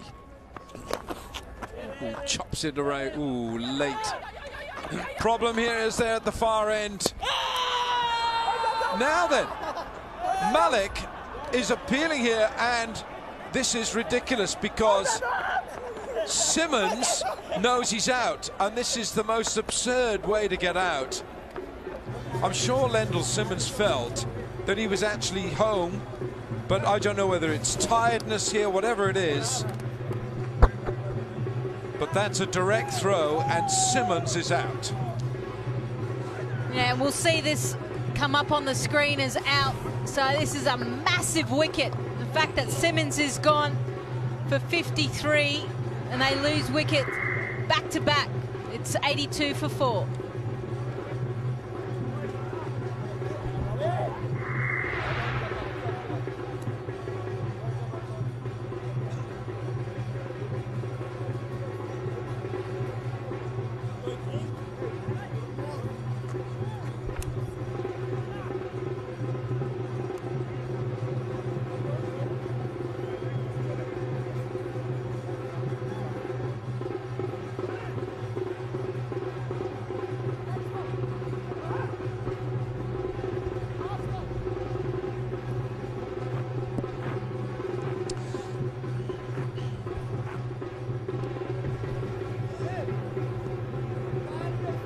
Back-to-back strikes for the Tridents has put the Tallawahs on the back foot as the required asking rate creeps towards 9 and over.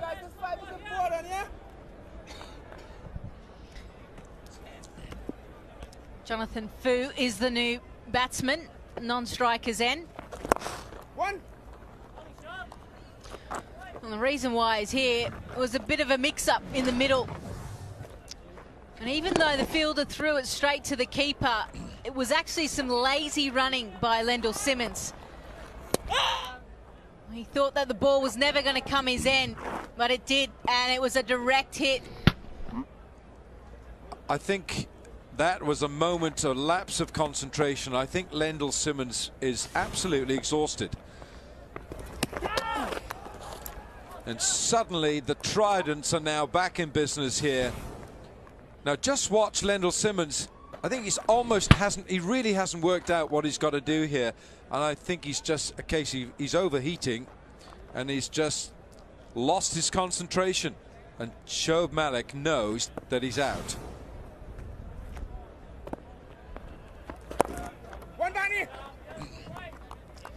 So Jonathan Fu is off the mark.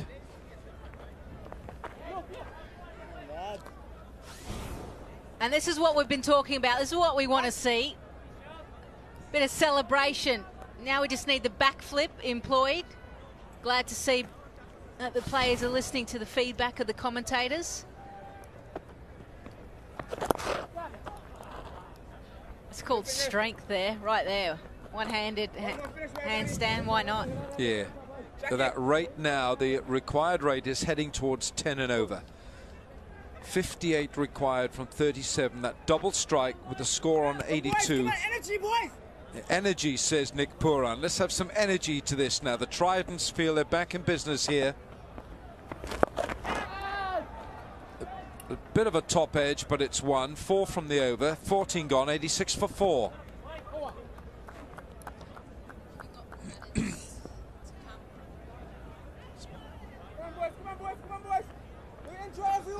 Come on. Energy every over.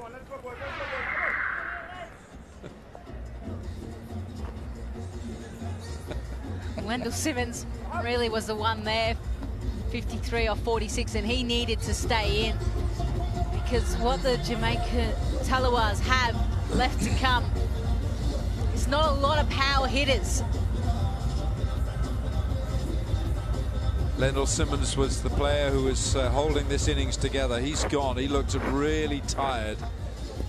Tired in the body, tired in the mind. And that little lapse there cost him his wicket. Hussain will bowl his last over here. 1 for 20. He's accounted for Shakib Al-Hasan. Good fielding. Really sharp. That's really important as a spinner because you want to be able to field off your bowling because you want the batsman to hit straight back at you. 6 bowlers used so far by the Tridents. Imran Khan, 3 overs, 11 dot balls, 1 for 9. Just put the brakes on. Nick Puran talking to the bowler all the time from behind the stumps. There's a spring in the step now for the Tridents. 87 for 4. That's lucky unlucky in Australia, isn't it? 87. It is. 13 short of 100 as Puran shouts. Let's have some energy. Come on, he says. We're off the 87. So it'll be interesting, and we're starting to see the fact that now the required run rate has crept up to 10. Bit of pressure started to build, running between wickets, hesitation. It's amazing what pressure does to players. Umpire says wide.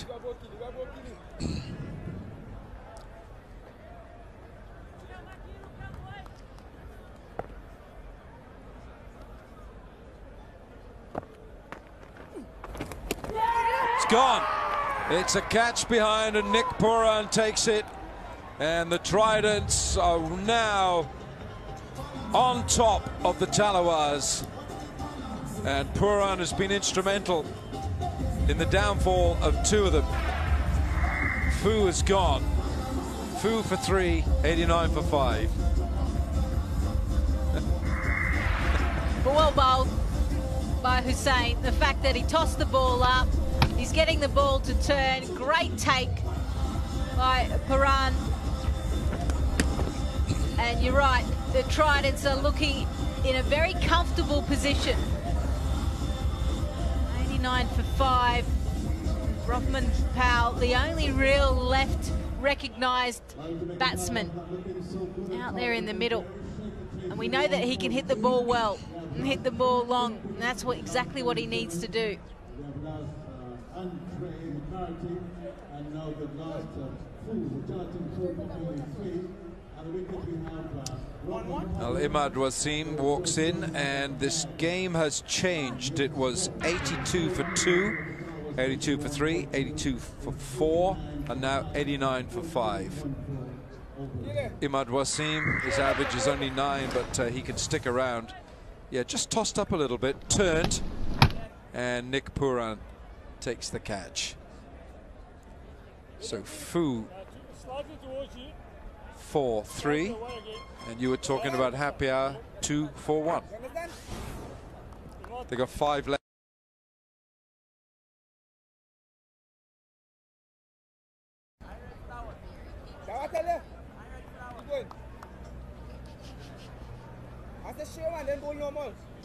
Well, the flag waving high for the Tridents. Smart kitty. Go. Full.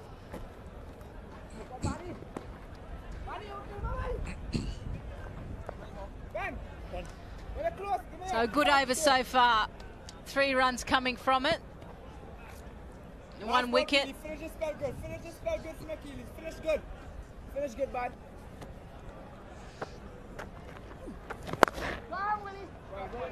Kane Williamson, 15 overs gone. It's 90 for 5.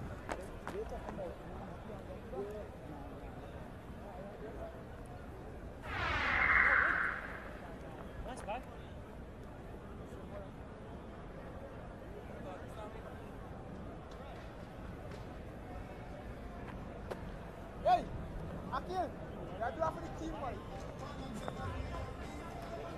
The team is going to practice that.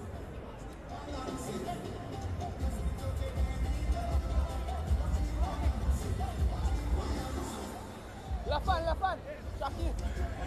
53 required from the last 5 overs of the innings. 5 wickets in hand. Rovman Powell is an exciting young player. If he gets in, he can win the game single-handedly. And Imad Wasim is not bad at all. He's a good power player. Not much to come after them.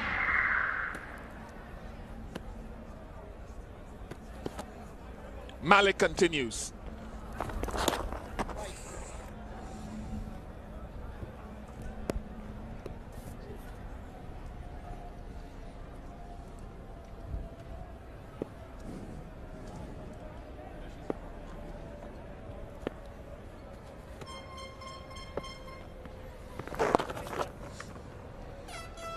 Pushing for 2. They could push for 2. They get it easily.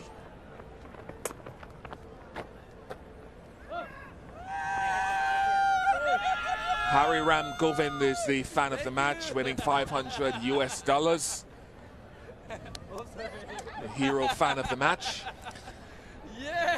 You wouldn't want him in the outfield. I think he's had a little bit of liquid throughout the day. Well, he might have a bit more now. He's got $500.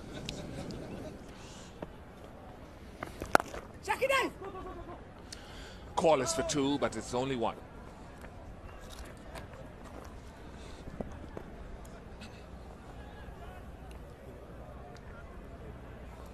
Yeah, the equation 49 off 28. You would think in T20 cricket that, yes, it's still very much game on, which it is, but Tridents, you'd have to say, are sitting very much firm favourites, mainly because we've seen it's been a surface that's been quite hard to hit boundaries. But in T20 terms, in the back end overs, 10 and over, or just above 10 and over, is very gettable.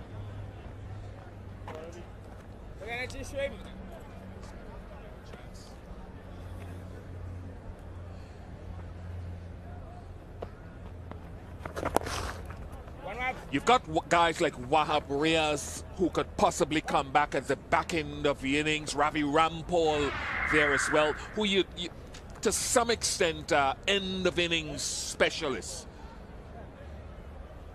And if they take wickets, then they can make that equation so much more difficult. Oh, absolutely. But 2 batsmen who can strike the ball at the crease. Go, Rav. But what we did see in the first innings of this match was the extra pace was easier to hit. So we saw Mohammad Sami get punished at the back end of the innings. So there is still hope.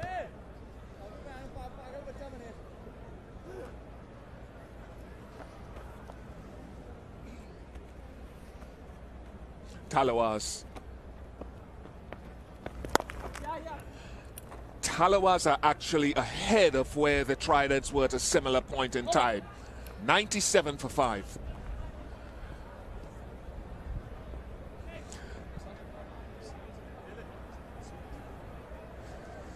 So what is Kieron Pollard thinking now in terms of carrying out planning that they would have sat and talked about? Well, I think nothing's changed. I would have thought what he thought pre-match is probably what he needs to go with, and that is his best specialist death bowlers. It is a unique skill, and it's a very difficult skill. But Wahab Riaz is recognised as someone that can get the ball in the block hole. He's got 2 overs left, so I'd imagine he'll complete his 4. And it'll be pretty much get the ball in the block hole. Yes, use your change of pace, particularly on this surface, because it does hold a little bit in this surface. And Ravi Rampal would be the other I would have thought that would be used. He's got 2 left, and Ravi Rampal does get the ball in the block hole as well. He does use the crease nicely. He can get the older white ball to tail into the right-handers. So I would have thought that that was their pre-game plan, and I can't see it being any different now.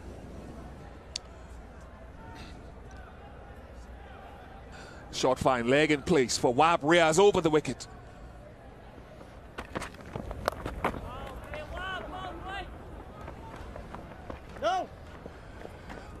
Slower ball bouncer starting up, so he's got a lot of variations. He's going to challenge the batsman with a lot of variations. With that slower ball bouncer, he had the leg side field to complement that. He had the deep backward square, he had a deep mid wicket and a deep mid on. So banging it into the wicket, getting it to hold up in the wicket, it makes it hard for the batsman to really get hold of it.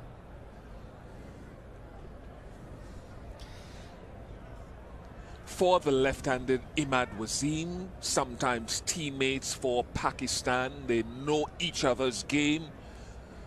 There is a mid-off, a long on. Third man in there as well. Fine leg. Once it changed. See, this is an interesting one. I would have thought he'd want a field that supports the batsman trying to hit into the breeze. So in Imad Wasim's case, it's hitting to the leg side. So I would have thought his line has to be very straight. Not there. Certainly not there. That's 1 bounce 4. That's a poor delivery.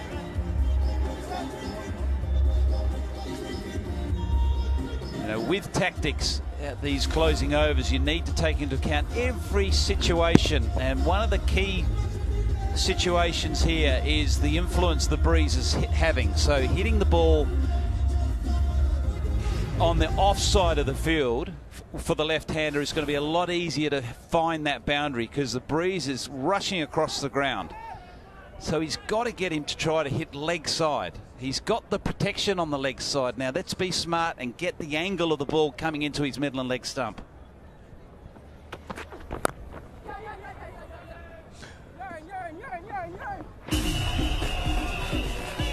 Hundred came up with the boundary 2 balls ago, and I'm glad you talked about the breeze because I was banned from talking about it anymore. Why is that? It's such a big because factor. I think so as well. It's an enormous factor, Bish. It really is an enormous factor. And these are the things you would talk about pre-game because it has a major influence on how you can defend your position as a team. So you use the side which is harder to find boundaries and get the players to hit into that breeze. It's gotten away from Nicholas Pooran. Totally agree with you. But people say I keep mentioning it, but I think it's a huge factor. If I were running up to bowl, I know which end I'd want. I know where I'd plan my lines to a bowler. Just going back to the bowling figures, though, I just looked at Imran Khan's bowling figures. 3 overs for 9. but probably will not bowl out his overs. Yep. Yeah, he's bowled well, bowled very well, but he's done his job. He's done his job, and the Tridents have got the luxury that they've got 6 very capable bowlers. Malik's bowled 2. He's done his job. He's bowled 2 effective overs for 11. So between them, there's 5 spin overs there that have gone for 20. 2 is the call. Shouldn't be 2, it's just 1. Good Yorker.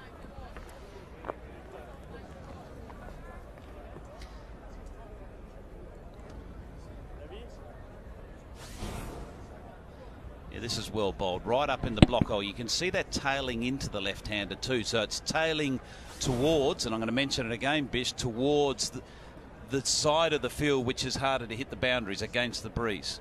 So that should be 90% of the deliveries he bowls should be tailing into the base of leg stump. Preaching to the converted. Let's see if he does this now. In this case, the right-hander, he's got to go across him. This could be a chance. Oh dear, oh dear. Wayne Parnell out there has missed what you'd have to say is a pretty simple chance. 17 gone, it's 105 for 5.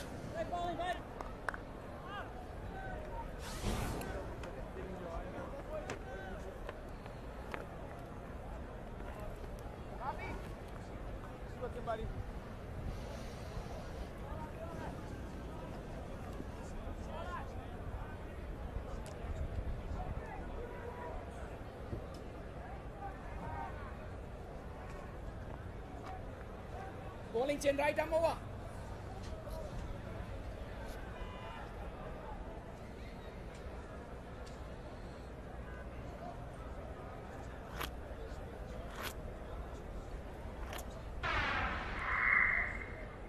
Ravi Rampal's back, 1 for 10 from 2 overs. There's a lot of know-how gathered over the years of playing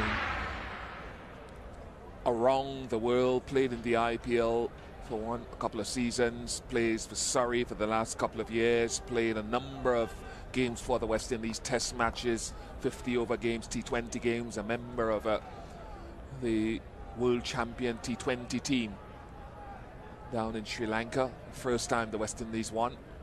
Short fine leg and deep square leg in place, long on. And he picks it up well. Rovman Powell is a dangerous customer at this stage of the innings. And he'll need to be, because he'll need to find a number of boundaries to get his side back into contention here. This ball just drifting into that leg side, and with no protection on the boundary there behind square on the leg side, it's easily picked up. Ravi Rampal would have been looking for the Yorker, and that cost him just the length of that delivery. The line was fine, it's just the length enabled Powell to get underneath the ball and pick it up.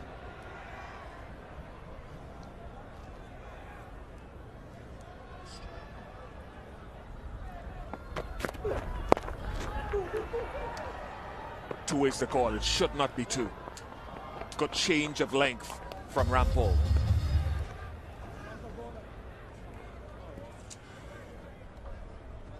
And of course, the Eldorado competition winner gets a treasure chest filled with award-winning Eldorado rum. Yes, we'll have a party tonight somewhere. Big Tallawahs fan. I think he'll be stumbling around the place tomorrow. Oh, look at that. Well, you don't get... No, he's not. I thought he was in the barrel there for a minute. I thought he was sitting in the barrel.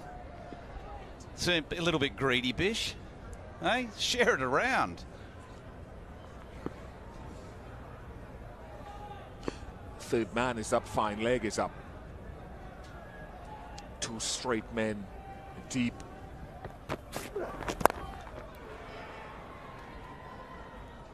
And one of the things, a lot of someone like a Ravi Rampal who struggled, I would say, for about 3 or 4 years in terms of finding a slower ball to bowl. He practiced one for an entire year before he actually brought it into a game. But when he actually did, there was almost an over-reliance on it at the back end of the innings, going from one extreme to the next. And he bowled a very good Yorker, and suddenly he almost lost that. Yep. And it becomes predictable. You know, if you're bowling it too often, it becomes predictable. Yeah, he's going hard into the pitch.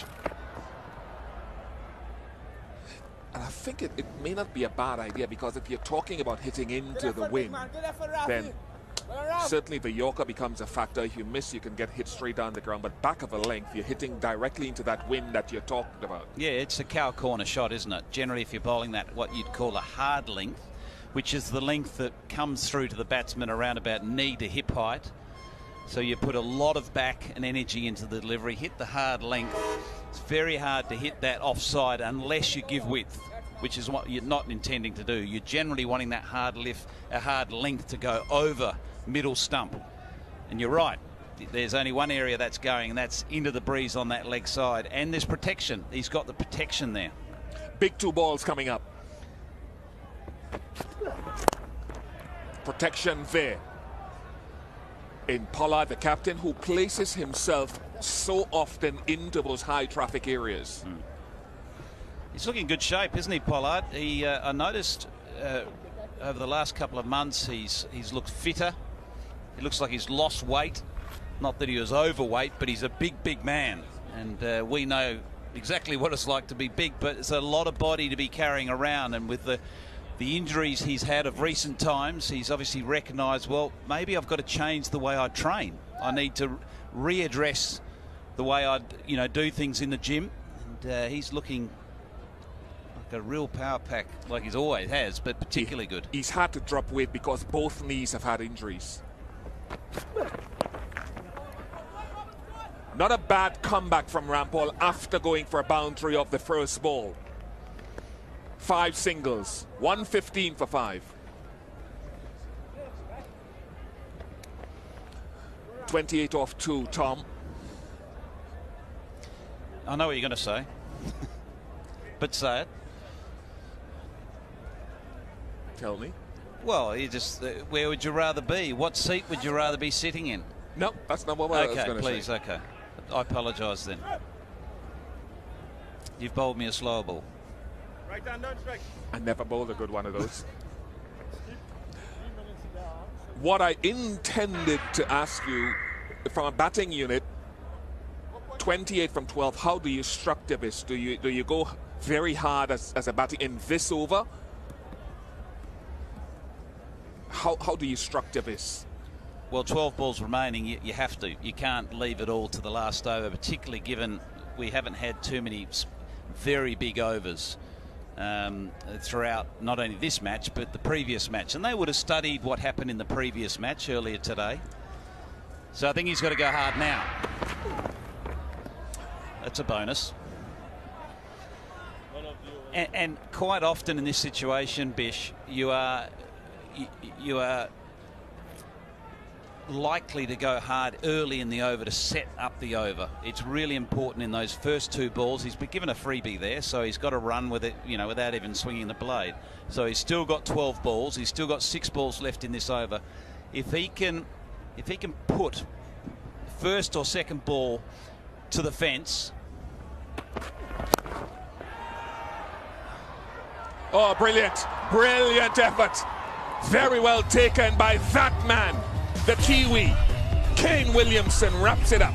Yeah, brilliant catch. There's no doubt about that. He's taken a good one already today at gully off the blade of Kumar Sangakkara. But if you wanted anyone behind that ball, you wanted Kane Williamson. Moved so easily. It was hit very, very firmly with the breeze, I might add. And we're going to have a look at this no ball again. I'll tell you what, have another life and a free hit. Happy birthday. Oh, Ian Bishop, you're shaking your head like you've never bowled a no ball in your life. Certainly not in T20 cricket.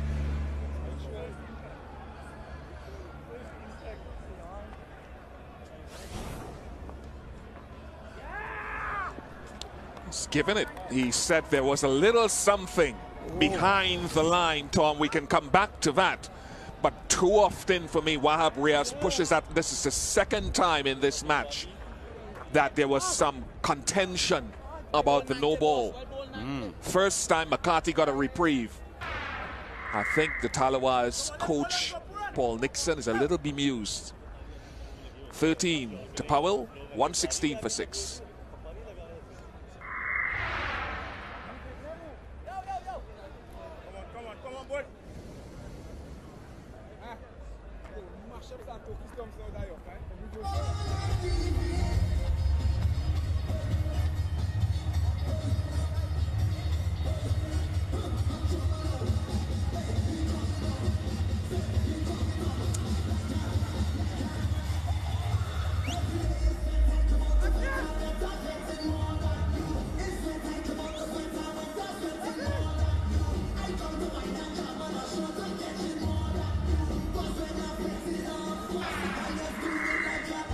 Krishmar Santokie, he's a new batsman. He's not a lower order batsman to be messed with. He can strike the ball, but we're still trying to discern whether the decision to determine it's legal was a fair one. Judge for yourself at home. Leslie Reefer Jr., the television umpire.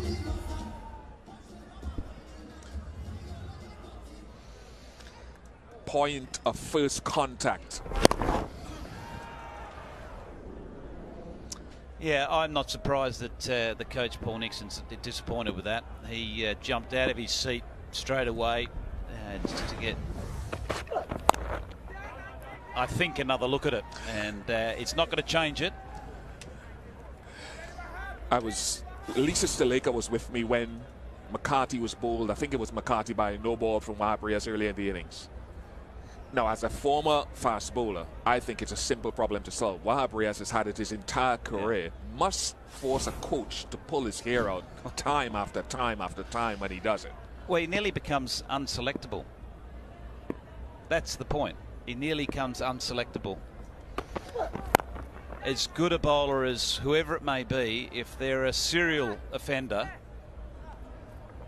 it has too much influence on the outcome of games. And particularly this format of the game. Well, it becomes a point with Wahab Riaz, and I like the energy he brings. I love Wahab Riaz. I'm telling you now, I love his wholehearted effort. We all do. We all do. He's a wonderful bowler. But it's almost to the point now where every time he gets a wicket, you're almost forced to review it every time. His teammates must hold their breath every time. Yeah, but I also look at it from the point of view, if I was the opposition captain or coach, I'd be thinking, well, what about all the no balls he is bowling that aren't being called? They're free hits we should be having, and you know, and extra balls faced and runs. It's like, well, why is it suddenly we only look at it when, you know, a wicket falls? What about every other delivery is bowled? I'm taking him in the nets for a week. I just want a week with him. I'm taking him into the nets and I'm making him bowl from a foot behind the line, and I'm guaranteeing you that it'll become a habit. It will ingrain his muscle memory. Anyway, long on, deep mid-wicket, and a man at fine leg. Yeah, I'm with you. It is frustrating. He's got a ball straight here at Imad Wasim. And he's done that. I'll tell you what I'd do if I was the non-striker and he was bowling. I'd be making a clear point to the umpire every time he bowls a ball. I'd be moving over there, just tapping it and sort of thinking, that looked like it was over. Why wouldn't you be?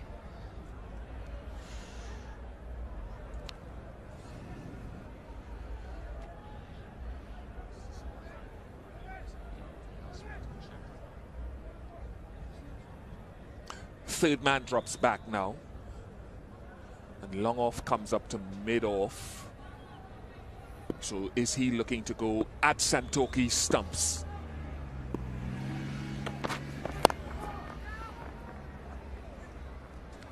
In the end, a good over with a wicket off it.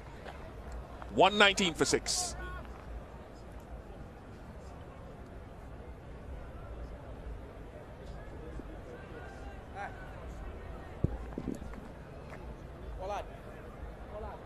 Over number 19 was one over to go.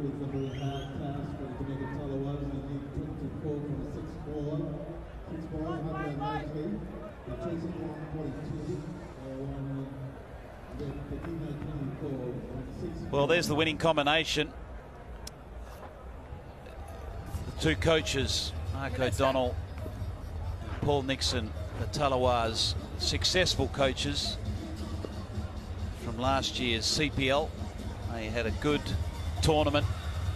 They got the team playing some very good cricket, but it's looking very much like they're going to start with an L next to their name against a W. And Nixon was the coach of the Tallawahs in the first edition of the CPL as well, when the Tallawahs won the tournament. So he's got a very successful record because he was removed or wasn't coached the following year after the first edition. Ravi Rampal, 24 required. Again, good bowling, just wide of off stump. I'll harp on it again, but he's keeping the ball away from the side where it's easier to hit with the breeze. So he's got his field set with a third man back, deep cover and a deep mid off. So he's got his cover on that offside. He's got his fine leg up on the leg side. So he's very much, his objective will be to bowling a foot to a foot and a half outside that off stump with the odd Yorker, odd slower ball out there. Slower ball, there it is, 116 clicks.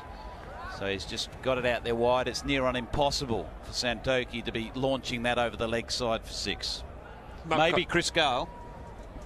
And to do it consistently, which is what is required here as well. Yeah, it's good, smart bowling, good captaincy. Akil Hussain has had a good game. Just saw a shot of him there as well. Needs a Brathwaite innings of 4 sixes here.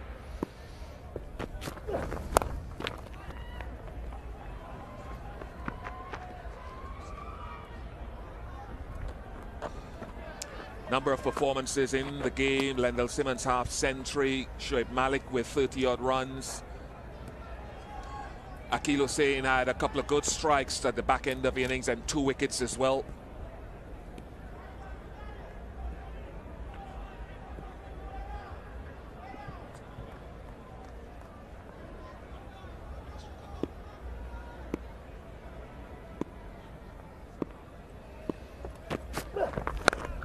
Oh, he's hit that well with the wind, and he maybe needs to do it more consistently, or needed to, but he's middled that one.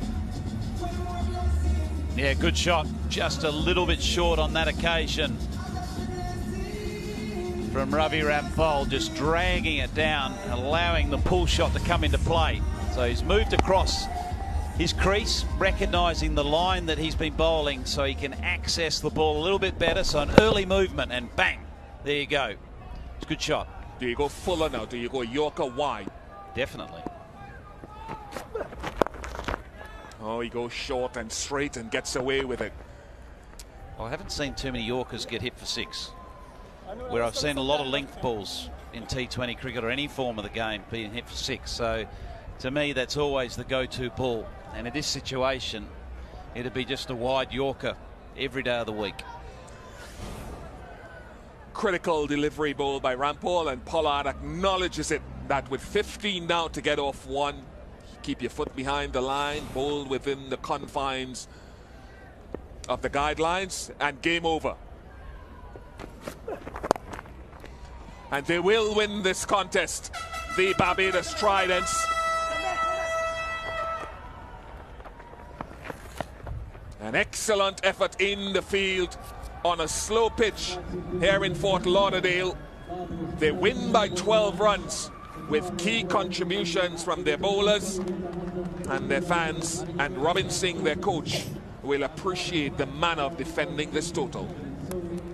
Yeah, absolutely. A lot of people raised their eyebrows when they won the toss and elected to bat first, particularly the given trend in T20 cricket over the last period of time. A lot of teams have preferred to chase, but I thought it was a smart decision. And the reason being a smart decision is, I think, chasing a total on a wicket where scoring freely, it makes it so much harder. It's different if you're on a flat surface, because anything's gettable, but the surface challenged the batsman and they had to play a different brand of cricket. And the brand that the Tridents brought today was good enough to the winning points.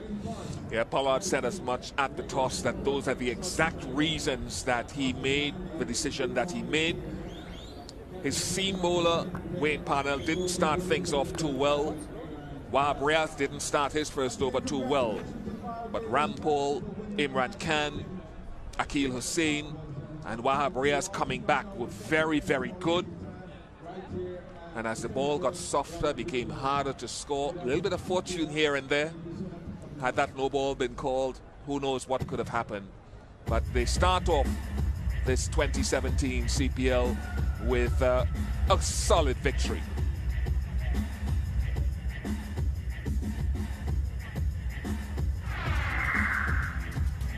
So Tallawahs got off to a good start with Simmons, Lendl Simmons batting well with a half century, and just mindless cricket there, was run out and just forgetting to ground his bat or have any urgency between the wickets. He fell for 53, and that's where really the momentum of the game changed. McCarthy looked good for a period of time, but it was when they lost 4 for 13 in the middle period there, after such a good solid start, they lost their way, and it made it very difficult. 1 for 29 to Ravi Rampal, 1 for 22 to Wahab Riaz, came back strong at the back end of the innings. 2 for 24 to Hussain, a critical spell along with Imad Khan, 1 for 9 of his 3 overs. And confirmation of the Tridents, the Barbados Tridents, winning this encounter, match number 3, by 12 runs. Let's have a look at the Digicel highlights bundle. Well, Lendl Simmons is a dangerous player, and he got a few freebies, you'd have to say, in the first couple of overs. He was given width both on the leg and the offside, but Kumar Sangakkara doesn't often miss out, but today he did. First ball he went. McCarthy came and started off quite nicely. Had a bit of good fortune here with a missed chance. It should have been taken. Yes, a relatively difficult chance, but it should have been taken. A lot of balls going down to fine leg with the fine leg fielder up in the ring. This went miles. Lendl Simmons continued on the charge, and once he was there, the Tallawahs looked as though they could pull something off. That to me was a poor decision by the umpire, and that's part of the fortune. This was outstanding from Hussain. That was a big wicket of Shakib Al Hasan. Oh, confusion here, and this is the run out of Lendl Simmons, and you'd have to question, how has that happened? How has he possibly allowed that to happen? A good catch from behind the wicket from Puran. And then life became increasingly difficult for everyone. Runs were hard to get, catches are continuing to be dropped. Apart from this one, Kane Williamson posted out a deep mid-wicket, taking a nice catch. It was a little bit of bits and pieces. Santokie tried his best towards the end, hitting this magnificent sticks, but he couldn't do it consistently enough, and so the Tridents came out on top in this encounter. Let's go downstairs to Alan Wilkins. Time now for the Man of the Match award, and for taking wickets and scoring runs, it is Akil Hussain of the Barbados Tridents who has won the Man of the Match, and Eric Parthen from the USA project manager of the ITC Americas will present a bottle of 21-year-old El Dorado rum to Akil Hussain.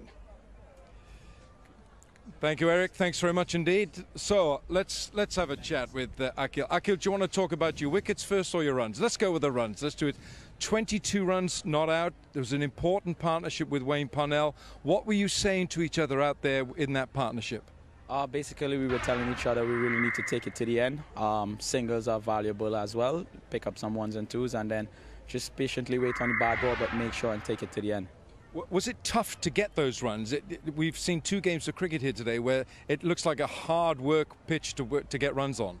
Yeah, absolutely. Some of the balls weren't coming on as much. Some were holding up a bit, so you have to really make sure it's in the zone to hit it away for a boundary. But as I said, on a wicket like that, you know it's better to get singles than have dots.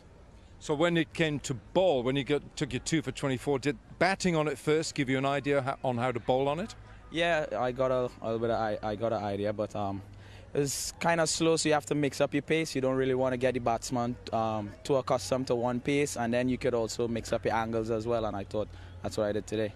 Well, you played well, you bowled well, you batted well, and now you're going to have a lovely bottle of El Dorado 21-year-old rum. Look after it. Thank you very much. All right, Aki, well done.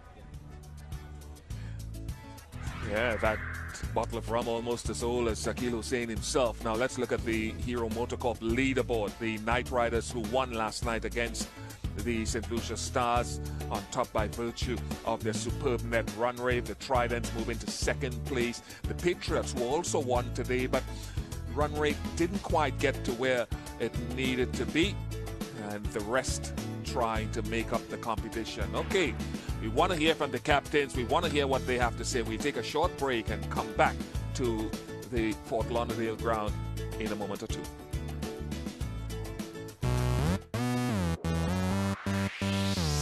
This is how we play the game. This is how we play. And we gon' represent and show them who we stand for. So get up and unite for your team. We'll give the best we've got. That's how we play. Every bat, every pitch, every pond, every deal, every wicket, every stroke. And the heart and soul and passion, and the culture, Caribbean blood. It's how we play. From out all nation, to the team in a unification. When the stadium ram bleach at the grandstand, and the meaning of beautification. It's how we play.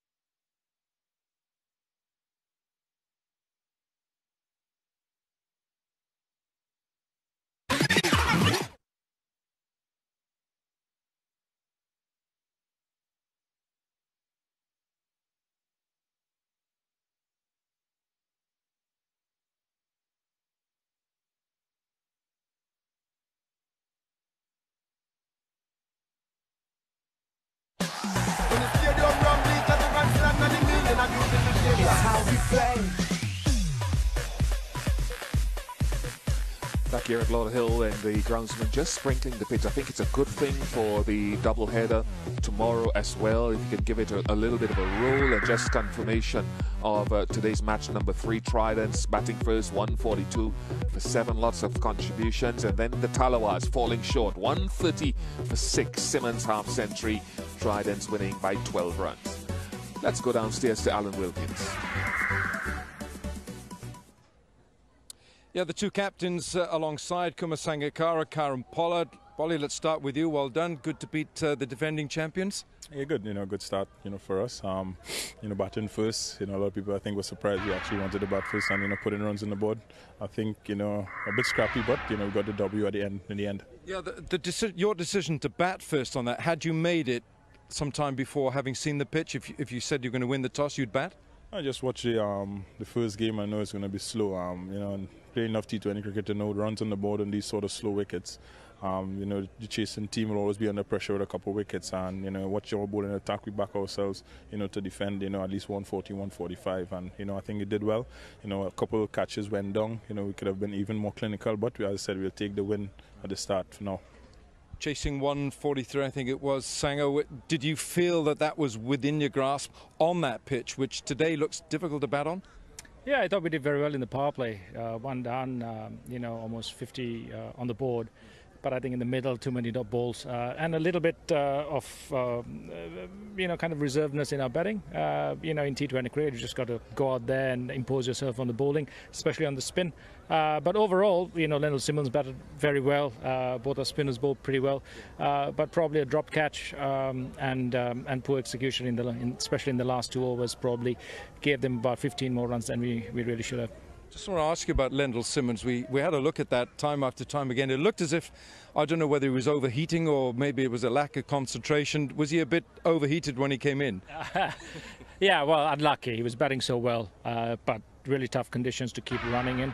And unfortunate the way he got out, but he batted beautifully for us, so that's a great sign for us. We just need to make sure that whenever we go out there, we play less dot balls and make sure that we rotate strike.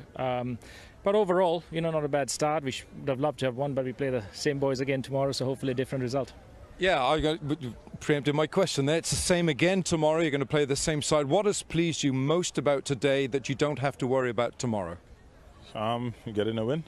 That's it. We have to play these guys. I told those guys shaking hands, see you guys tomorrow. You don't want to let too much out of the bag. A long way to go in this tournament. So we'll just take the win, go back, rehydrate, and come back tomorrow. Well, they're rehydrating the pitch as well. They've just put some water on it out there. Do you think it needs it? It needs that and a little bit more work, but it is what it is. We have to play on it. We have 2 games here tomorrow, and we have to come out and show our mettle again. All right, guys. Thanks a lot, Sanga. Thanks, Kieron. Thanks a lot. Cheers. Good luck tomorrow.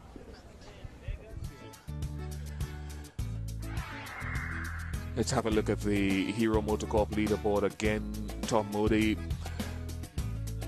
Knight Riders were very exciting in their comprehensive win over St. Lucia Stars, who went to the Final Four last year for the first time in their history. The Tridents, you agree with Pollard, a lot of work to do for a couple of the teams?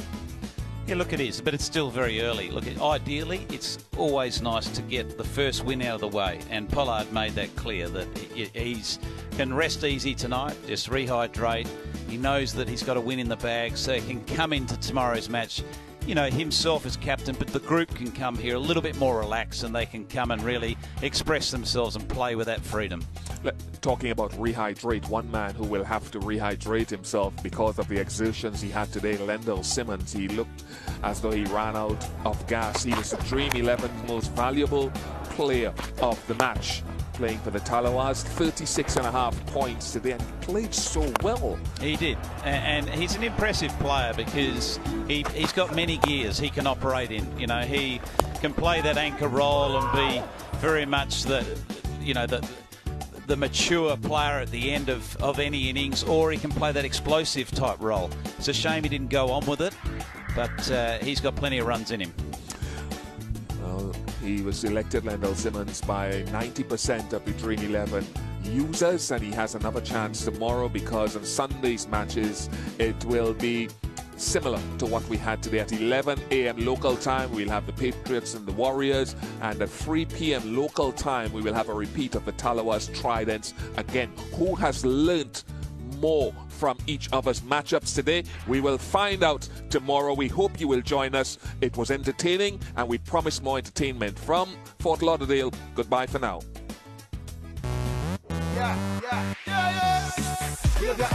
Wave your hand, and it's a Caribbean.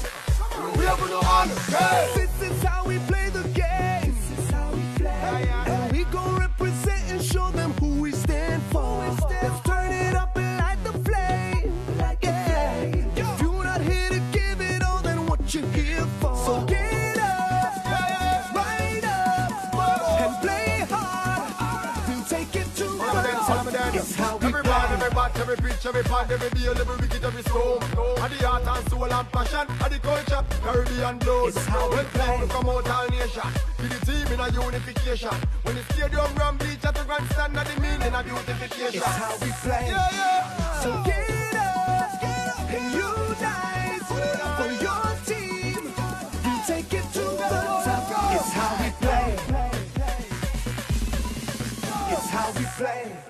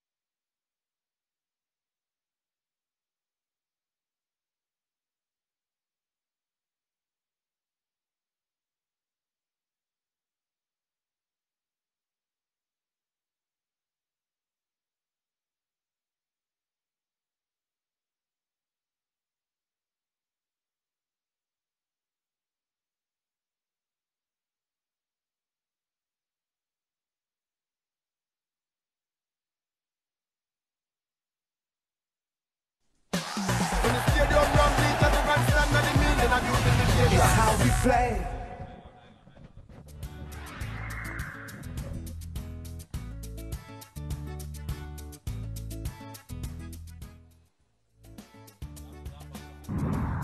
So just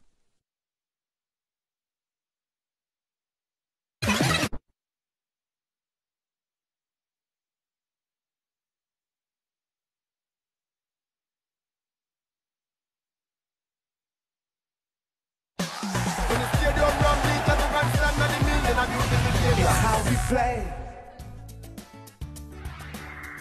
Welcome to the highlights of match number 2 of the Hero CPL 2017. The Guyana Amazon Warriors taking on the St. Kitts and Nevis Patriots in the first match here in the USA this season.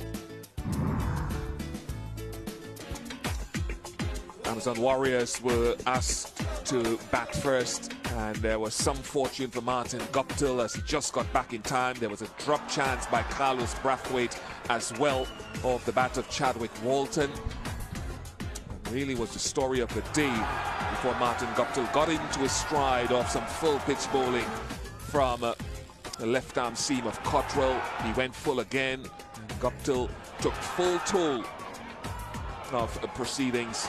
Another drop chance by big Carlos Brathwaite again, and Guptill, Alan Wilkins, was in stride. He was, until he tried once too often, and then Budry, just a little bit quicker, got one through. But then we saw Chadwick Walton in harness with Babar Azam. That was a terrific blow from the Pakistani top order bat. Catches kept going down though, and the St. Kitts and Nevis Patriots weren't helping their cause.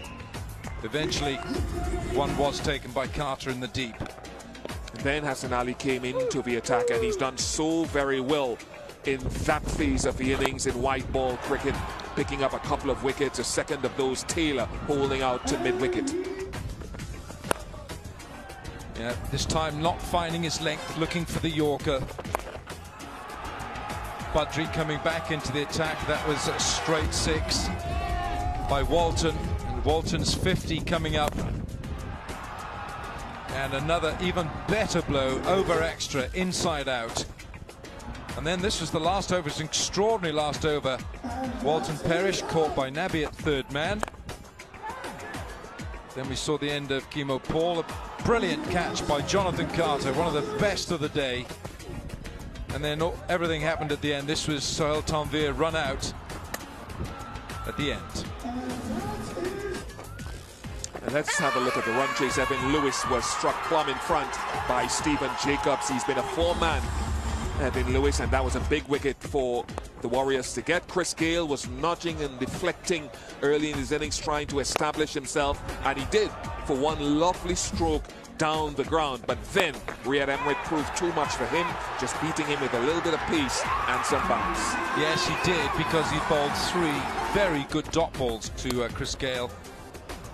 And remember, they're only chasing 124 to win this match. And a little nick behind as Emrit again back in the fray. Yeah, getting rid of Hafiz. And the innings really stuttered and started for a period of time there. Another catch going down-footed in. The substitute couldn't hold on. And then a run-out of Devon Thomas had reduced the innings quite significantly. In fact, at one stage, they were 57 for 5. And then Brandon King succumbing to Stephen Jacobs. Meanwhile, Carlos Brathwaite came in, and we know what he can do. He can absolutely demolish an attack. He can destroy reputations and confidence. And that's what he did. He set about the bowling in such emphatic style. And Brathwaite was almost taking it home for St. Kitts and Nevis Patriots. Eventually he perished, caught by Mohammad off Tanvir for 31. But with time running out, the Patriots eventually getting home with Nabi not out and Carter not out 29. It's the first time they've beaten them in the Caribbean Premier League in 5 years. Yeah, some solidity in that partnership between Carter and Nabi, really sealing the issue for the Patriots, going on to win by 4 wickets. And a good win over the Amazon Warriors, who've had the wood over them historically.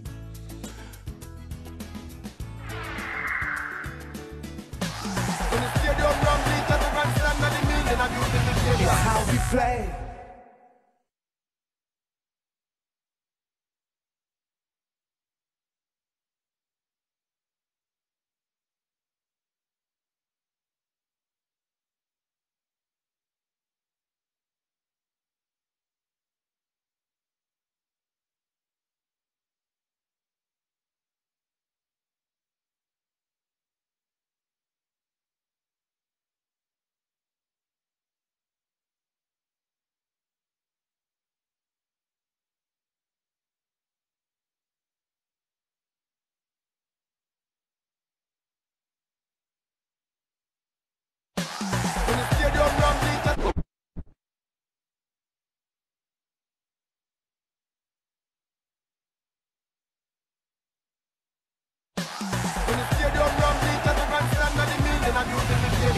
we play. Welcome to the highlights of match number 3 of the Hero CPL 2017 here in Fort Lauderdale. It's the Barbados Tridents taking on the Jamaica Tallawahs. Tridents ask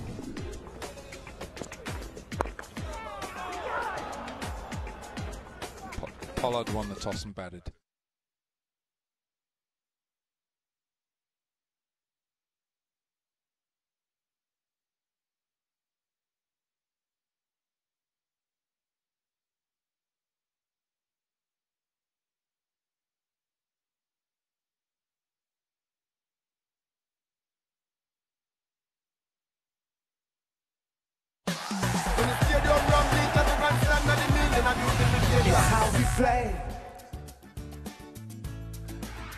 Welcome to the highlights of match number 3 in the Hero CPL 2017. The Barbados Tridents taking on the Jamaica Tallawahs here at Fort Lauderdale. Kieron Pollard of the Tridents won the toss and elected to bat first. And Kane Williamson had some fortune very, very early. Of drop catches seemed to be the thing in vogue on this doubleheader Saturday. He was soon into his stride, Williamson, punching the ball and deflecting it to different parts of the ground. Another drop catch. Slices of luck for the Kiwi. And then the muscular nature of Dwayne Smith before Williamson perished. And Dwayne Smith carrying on. We know how muscular he can be. And then Shakib came on and trapped him. First ball, LBW for 28. Shoaib Malik, who's played so well for the Tridents over his version of the CPL, was there trying to hold things together with Nicholas Puran, who hit 1 or 2 good shots, and then found himself playing one too many and holding out deep on the offside. Pollard came in and immediately dragged one onto his stumps from Imad Wasim, and Wasim made a double strike by removing Barnwell for 1, and Wasim put the brakes on the Tridents, and that was one lucky streaky 4. And at the end we saw runs coming from Parnell, Hussain and Malik with his 33 before he departed, and his name was in the book for Williams. Akil Hussain also played quite an important role at the end of the innings. A couple of big shots and putting on a decent partnership, dropped by Santokie, but Parnell and Hussain deflected the ball quite nicely, struck the ball quite beautifully at times. Parnell 25 before he was caught by Powell. And then Hussain finishing things off with a very important 22 not out at the end. 142 for 7. And let's have a look now at the Tallawahs' response with Lendl Simmons, who started off quite quickly, almost predetermined that he would come in and play shots against the new ball, which seemed to be a slightly easier time to bat. Sangakkara didn't last long. His Surrey teammate Ravi Rampal got rid of him. And McCarthy came in and looked to play 1 or 2 adventuresome shots. Simmons and McCarthy profiting again from missed chances. How many missed chances did we see on this first day of a doubleheader, double-doubleheader in Fort Lauderdale? Simmons, meanwhile, looking his menacing self. He loves to come down the pitch. And the occasional misfield. Now, that was Khan trapping McCarthy LBW. Yeah, not a great decision, but this was more important. Akil Hussain getting rid of Shakib Hasan, and he picked up a couple of really good wickets in the middle of the innings. And then, of course, we had trouble with the running, where Simmons showed very little awareness, and that to me is where the game changed, the whole tempo of the innings. Then Puran picking up a smart catch as Fu went, Hussain picking up his second, and you sense then that the Tridents were very much getting on top of the Tallawahs. Sony Live, we live to entertain. Sony Live, we live to entertain. Sony Live, we live to entertain. Sony Live, we live to entertain. Sony Live, we live to entertain.